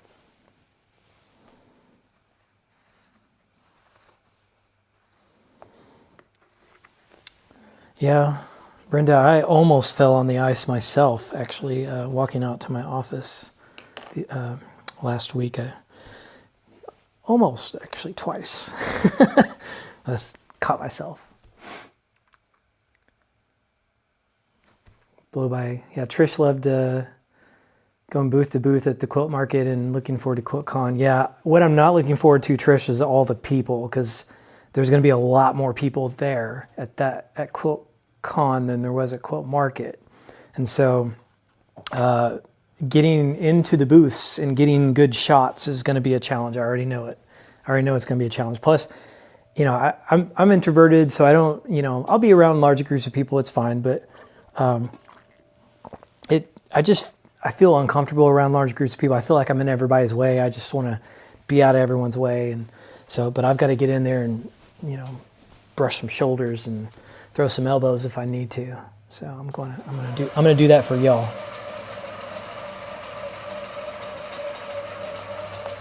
So we can see all the booths, all the things there are to see.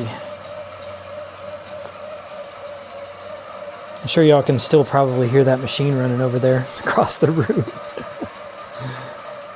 It's loud. I know Brenda, she likes the sound of it.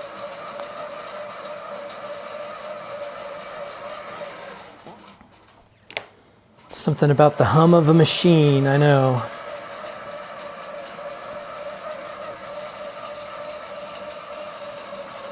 Especially for the sensor personality types, they like the noises.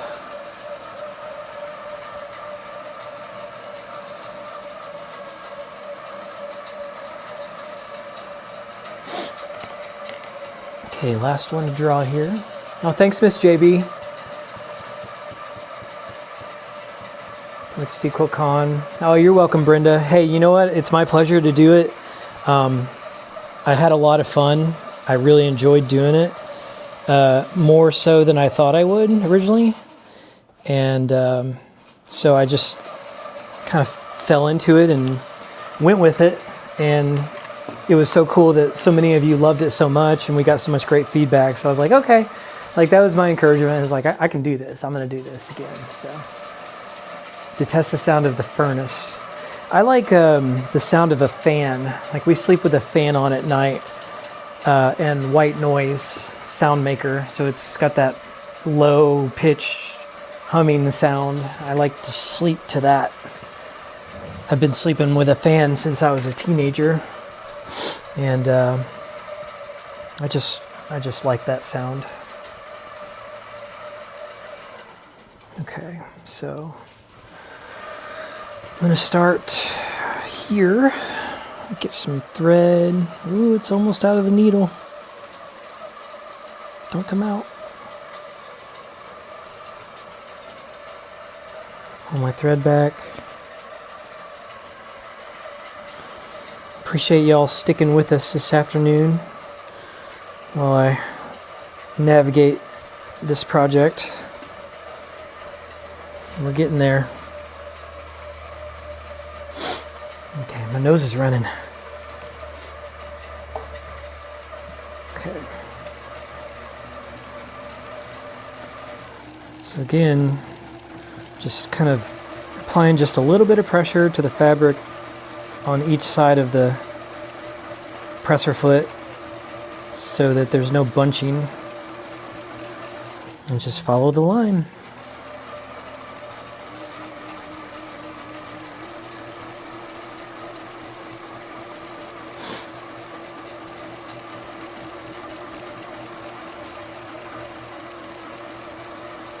Hopefully this long arm goes smoothly for Belle. We had a little issue with the machine. One of the cords in the back got stuck on one of the plates and we had to pick a whole row out of it by hand pick it, and that was not fun, but we had to do that. We made it a team effort. I came out to help her. She was so upset, and I was like, all right, give me Jack the Ripper, and we'll get this done. So we knocked it out.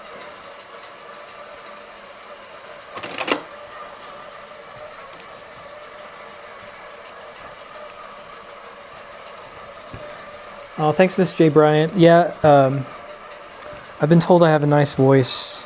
I used to work when I was not quite a college student, but late in high school. I worked a telemarketing job where I was working the phones trying to sell packages. Well, they were vacation rentals, but they had to go through like a presentation, and if they went to the presentation, they got like 3 free days at Orlando or some type of destination. And I had women tell me on the phone that I had a sexy voice or had a pleasant voice, and I was like, okay. So I ended up writing my own scripts. They wanted us to follow a script. I was like, nah, I'm gonna write my own script. So I came up with my own words that felt more natural, and started to become pretty good at it. But then I got a real job in computers at Residence Life and Services with the university I was at, and being their webmaster guy. So that got me started on the computer track, which was a better track than telemarketing, because nobody really likes telemarketers, or at least when they're doing their job. I know I don't like having unsolicited phone calls.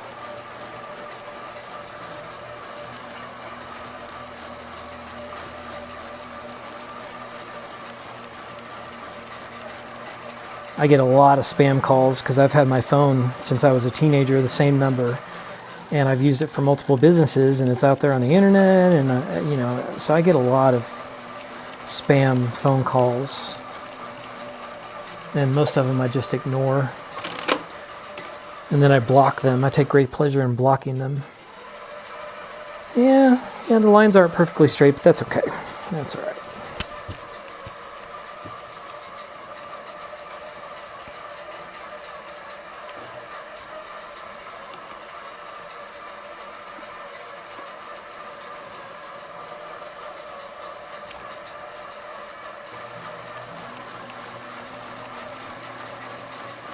I think Bob Ross had a great voice. He was famous for his voice.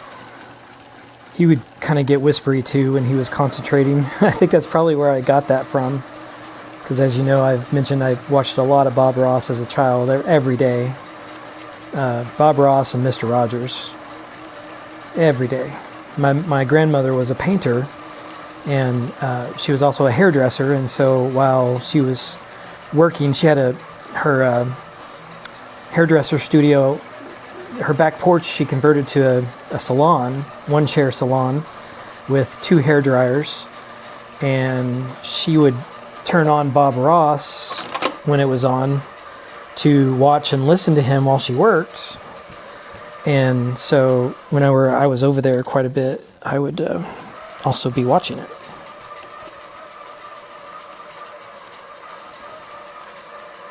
And I've painted. Belle and I did some painting when we first started dating, kind of exploring different hobbies to do as single people and trying new difficult things. And so I did some paintings, some acrylic paintings years ago, and that was fun. Painting was sort of difficult because you have to let perfectionism go for sure on that, because you know each stroke is its own unique thing, and you just can't really get anything perfect with that. You just have to have a lot of happy accidents, as Bob Ross would say, and go with it. And also, you know, there comes a point where you have to be like, okay, I'm really done with this. Like, I'm done. This is finished. I'm done. I'm not going to paint another stroke. So that was a challenge too, because I would just keep going and going and going and going. And 6 hours later, here I am still painting. It's like, okay, I'm done. Okay, we're done with that side. Now we're going to go flip around to the other side.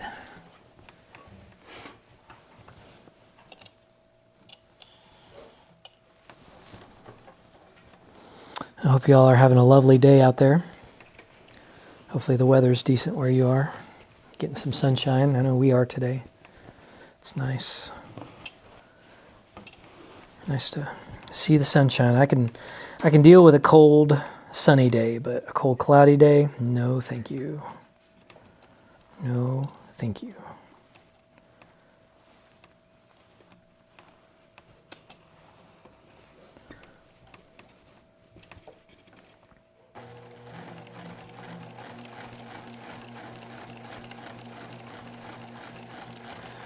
Plus, when the sun's out, our house gets heated up because the sun shines in. We have a bunch of windows on the front, and it's situated facing south, so that in the winter, when the sun is lower on the horizon, it shines in more and helps heat the house. So we get free heat on sunny days, which is nice. It helps with the electric bill not be so bad.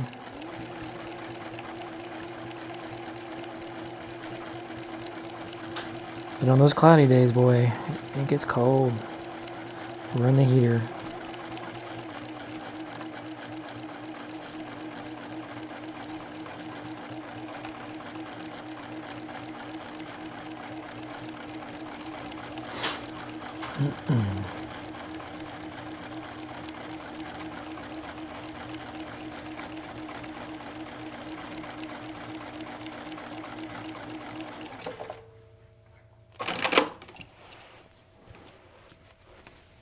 Very nice, very nice.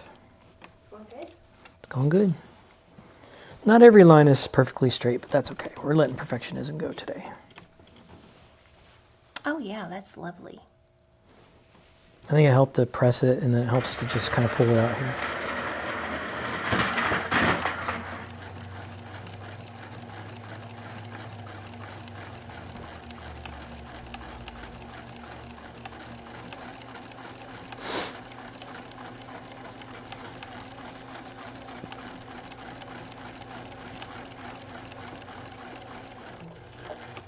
Getting a little off my line there.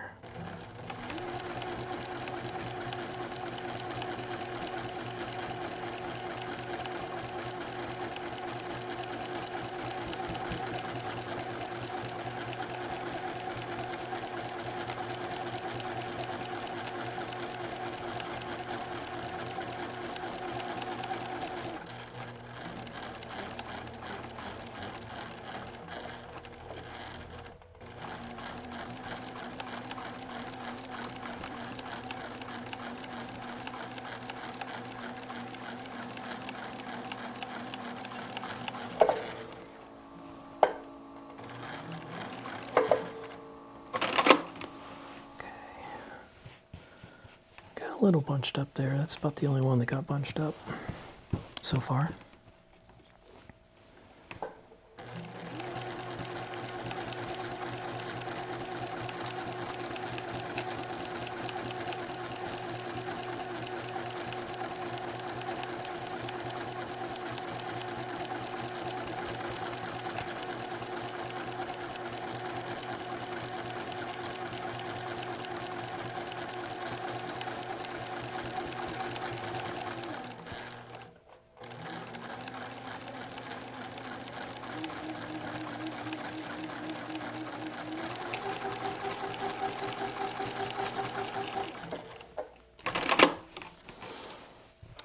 Beautiful.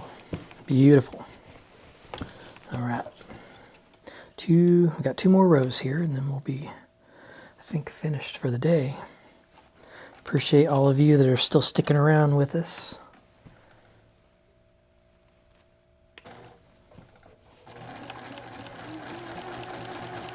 Hopefully you've enjoyed our time together today. I know I have.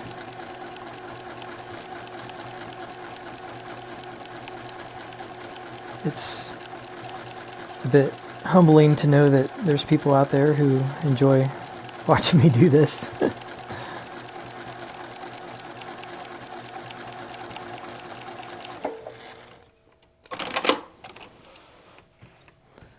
I appreciate that.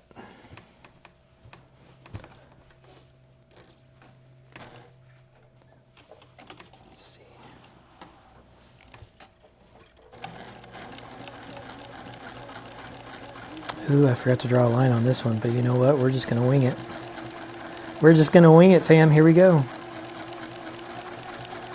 Just corner to corner. Look at that. Bang. All right.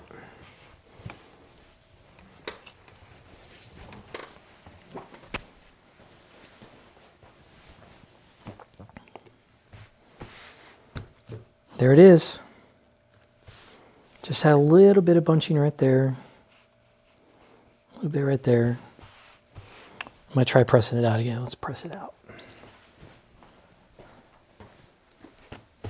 Give it a little starch.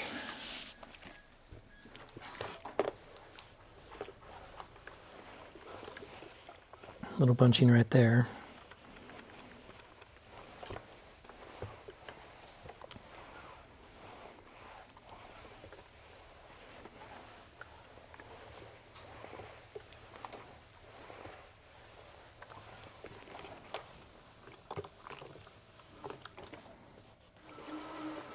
Yeah, this one probably the worst one, if you can see that in this corner.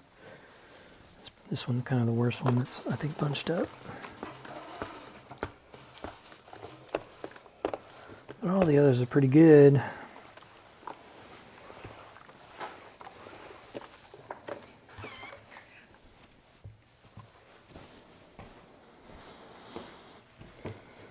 What will be my next project? Good question, Brenda. I'm gonna have to think about that. Because I'm not ready to sew garments yet. I know that. You can show them what your new project is. Huh? Oh, yeah. Huh? Okay. So Belle was like, "Oh, hey, I have your next project," and it's a quilt that is her picture. So that if something ever happened to her, then I would have a memory. But when I started looking at it, I was like, "Oh, that's cool." And then I started looking at it, I was like, "Oh, this is really, really complicated." It was a joke. Look, it's a joke. Look at this. Here, let me go. Let me go to the pressing station so you can see better. So, if you can see all of those shapes, those are all blocks. There's got to be 1,000 of those in there. So I was like, I could not do this yet. And she started laughing. She's like, "Yeah, no, this is just in case you ever wanted to make this." So you can see this is a lot of work. You didn't think it was funny. I did not think it was funny. I thought she was being serious, and I was like, "There's no way I could do that next project." So I'll have to think about that. Those of it lone quilters, your company brings a feeling of a quilting buddy. Oh, that's so sweet. You're welcome, Susan. Thank you. Well, you guys, you all being here makes me feel like I have buddies too, and I've made new friends, and I really appreciate all the words. You got to trim it up, Makes me feel good. Yeah. and you'll be done. Got to trim it. Okay, do I need to turn this back on? Yeah, that's a lot of cutting. I know that's a lot of cutting. I would have to use. Well, I wouldn't be able to use the AccuQuilt, the AccuQuilt cutter, because those are all different sizes. So Yeah. it would be extremely difficult to make. Am I back on? That would be for like a year. I turned it back on. Yeah, it's moving yeah. when I talk. Okay, we're back on. I didn't want y'all to hear the long arm because I had to get started on that today. Okay, so do you know how to square this up? Oh, look how lovely that looks on the back, babe. Look at that hatch. Should I have done the outside? No, because we're going to cut all this off. Okay. You're going to cut all this off. Okay. He's going to love this. How to square this off? So we're going to square this off, and then you'll be ready to make binding and put binding on next time. So you're going to do basically exactly, it's like cutting your fabric. You're going to line it up, and it may be slightly off because the fabric kind of moves and stretches a little bit. So you're going to want to really try to cut it. You're going to have to cut off this little extra. You see what's going to happen? Because this is all even down here, but this stretched out a little bit. And you don't want to have extra batting here. So you're just going to do a cut up that way and square it. This is called squaring your quilt. And then you'll turn it and do the same thing for this side. You'll get it, kind of figure out where, because you don't want to have it where there's a bunch of batting showing, because that can show through when you put your binding on. What about a little bit? Well, There's going to be a little bit. That's a teeny sliver is fine. The main thing is you're trying to get it all lined up. If there's a teeny sliver, but this is going to cut, you're going to cut a little of that off because it kind of stretched out as you quilted. Okay. Yeah, and you'll just keep doing that all the way around until it's squared up, and then next episode I'll teach you how to do the binding. Okay. See how we're doing on battery. I think we should have plenty. And down to 35. Yeah, we're doing all right. Okay, so we're squaring.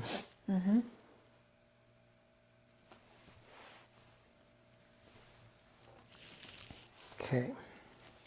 So I just make sure everything's aligned here, and it's okay to have a little Gotta bit do of the giveaway small too. sliver there. And I'm gonna email that instead of mailing it to whoever wins.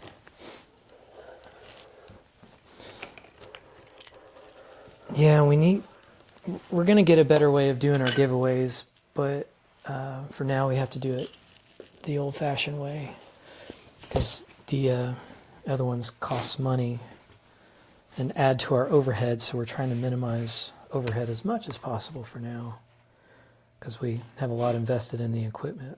So, does that look right? It's top and bottom? Okay.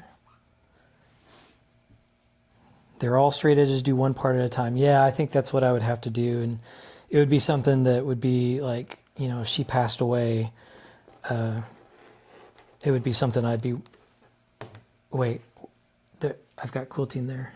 That's okay. Okay. You're going to have to some of that's going to have to come off because it's stretched out, and you need to have it more along the short end than the long end ones. It'd have to be binding is going to cover these edges up, remember? Yeah. Okay. Yeah. That's the other thing you'll have to figure out, your binding of what colors you're going to want. Is that where that bunched up a little right there? This looks really good. I like how puffy it is. I think Triple like that too. Yeah. Actually, Brenda, I think it'd be something that I work on, over time. Definitely wouldn't be something I'd be able to complete quickly. You know what we need to do? Therapy quilt. We need to serge these edges. Okay. I could do that for you. I'll serge them for you. Because your binding will go on better. For sure. Otherwise, because it's so puffy, you can have a little trouble with the binding. We'll do a little wider binding. Instead of 2.5 inch, we might do like 3-inch binding. Got pushed down really hard. Yeah, that's why using the 60 millimeter is super handy. Oh, that's looking crispy clean. I'm feeling a sense of satisfaction now.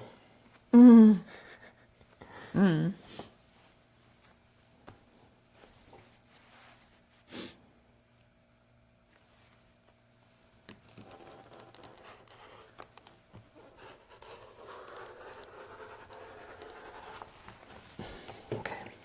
All right. Nice. Slobby scrap. Yay! You did it. Look at that. You feel proud. I do. I do feel Awesome. proud. Cool. My first little quilt. Your first little mini quilt. Triple love it. So I'll serge these edges for you. Okay. That way, putting your binding on will be a little easier because this would be a little tougher with it being so thick. And we'll do a little bit wider binding, like maybe a 3-inch for you to make it a little easier. So, yeah. All right. Okay. So, we want to do a giveaway? Yeah, it's a great job, right? Okay, so let's, on the giveaway, everyone, you'll need to make sure that you're caught up to real time because YouTube can lag. So you may be, we'll need to give it a few minutes here.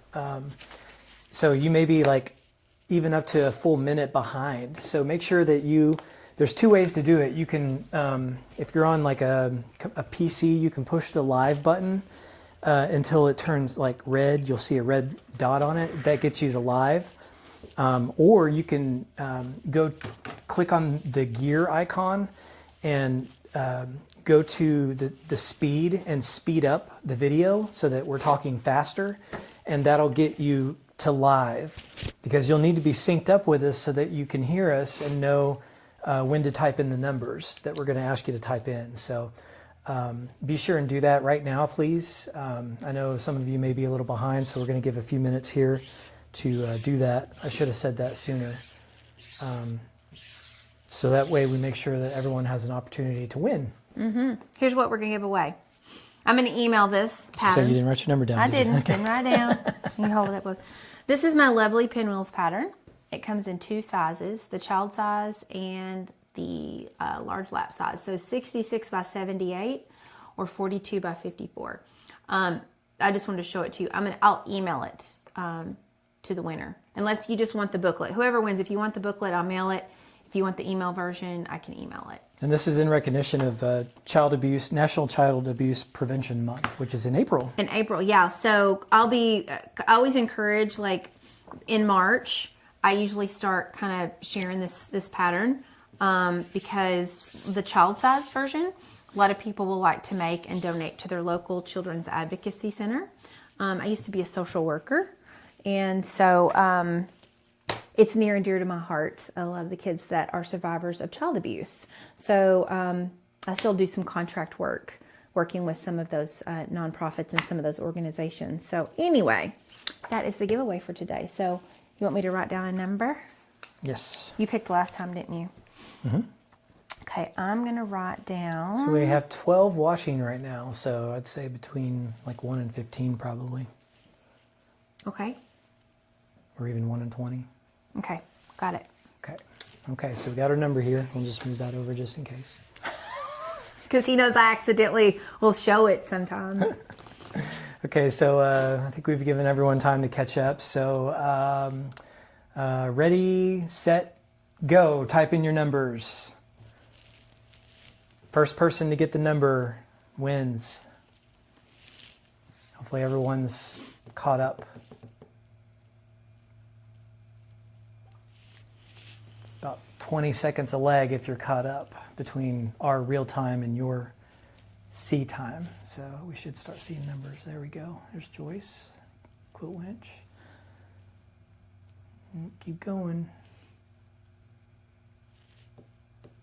Do, do, do, do, Do, do, do. Nobody yet. Nobody yet. Keep going. Keep going, y'all. Up there it is. Trish won. Trish run. Trish won. Quilt winch. Number two. Congratulations, Trish. Brenda wanted to play so bad. She's like, she won. Brenda's won a lot. Brenda has won a lot, so it's good. I'm glad someone else won. So Trish, let me know if you want the paper version or you want the email version, and you can email me. Quilt Husband will put that in there in the chat. My email address. Just email me. In that email, let me know if you just want the PDF version, and I'll email it to you. If you want the paper version, then send me your address, and I'll mail that to you at belle@seamsome.com. All right. Okay. All right. Yay. Yes. Yeah. She's like, yay. Have you won yet, Trish? Is that your first time to win? I don't think she's won. Yeah. Good. Well, good. It's always nice when, change it up a little bit. Spread the love. Spread the love. Yeah. Well, good job, babe. Thanks. You did good. He made his first quilt sandwich. Next up will be binding.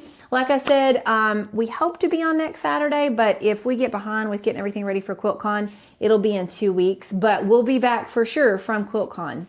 I will be live next Sunday for the Fat Quarter by the Dozen Fat Quarter Shop Quilt Along, because we are making a block every other week. So for those of you participating in that, I'll be on next Sunday about 3 o'clock.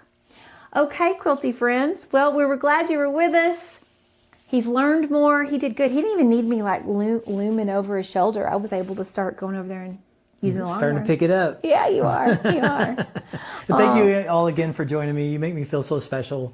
It's so great to have friends to hang out, and I'm so glad that I'm bringing comfort to some of you as well, to make you feel like you have a friend there with you. So it really means a lot to me to have that. So thank you so much. I appreciate all of you. Yes, and thank you to our thread masters. Thank you to all of you for subscribing. Don't forget to like the video. Yeah, please be sure and hit the and like if you're button. new, subscribe, and we can't wait to see you guys back here later. Okay? Bye, friends. Bye. Until next time, make lovely things. Bye, y'all.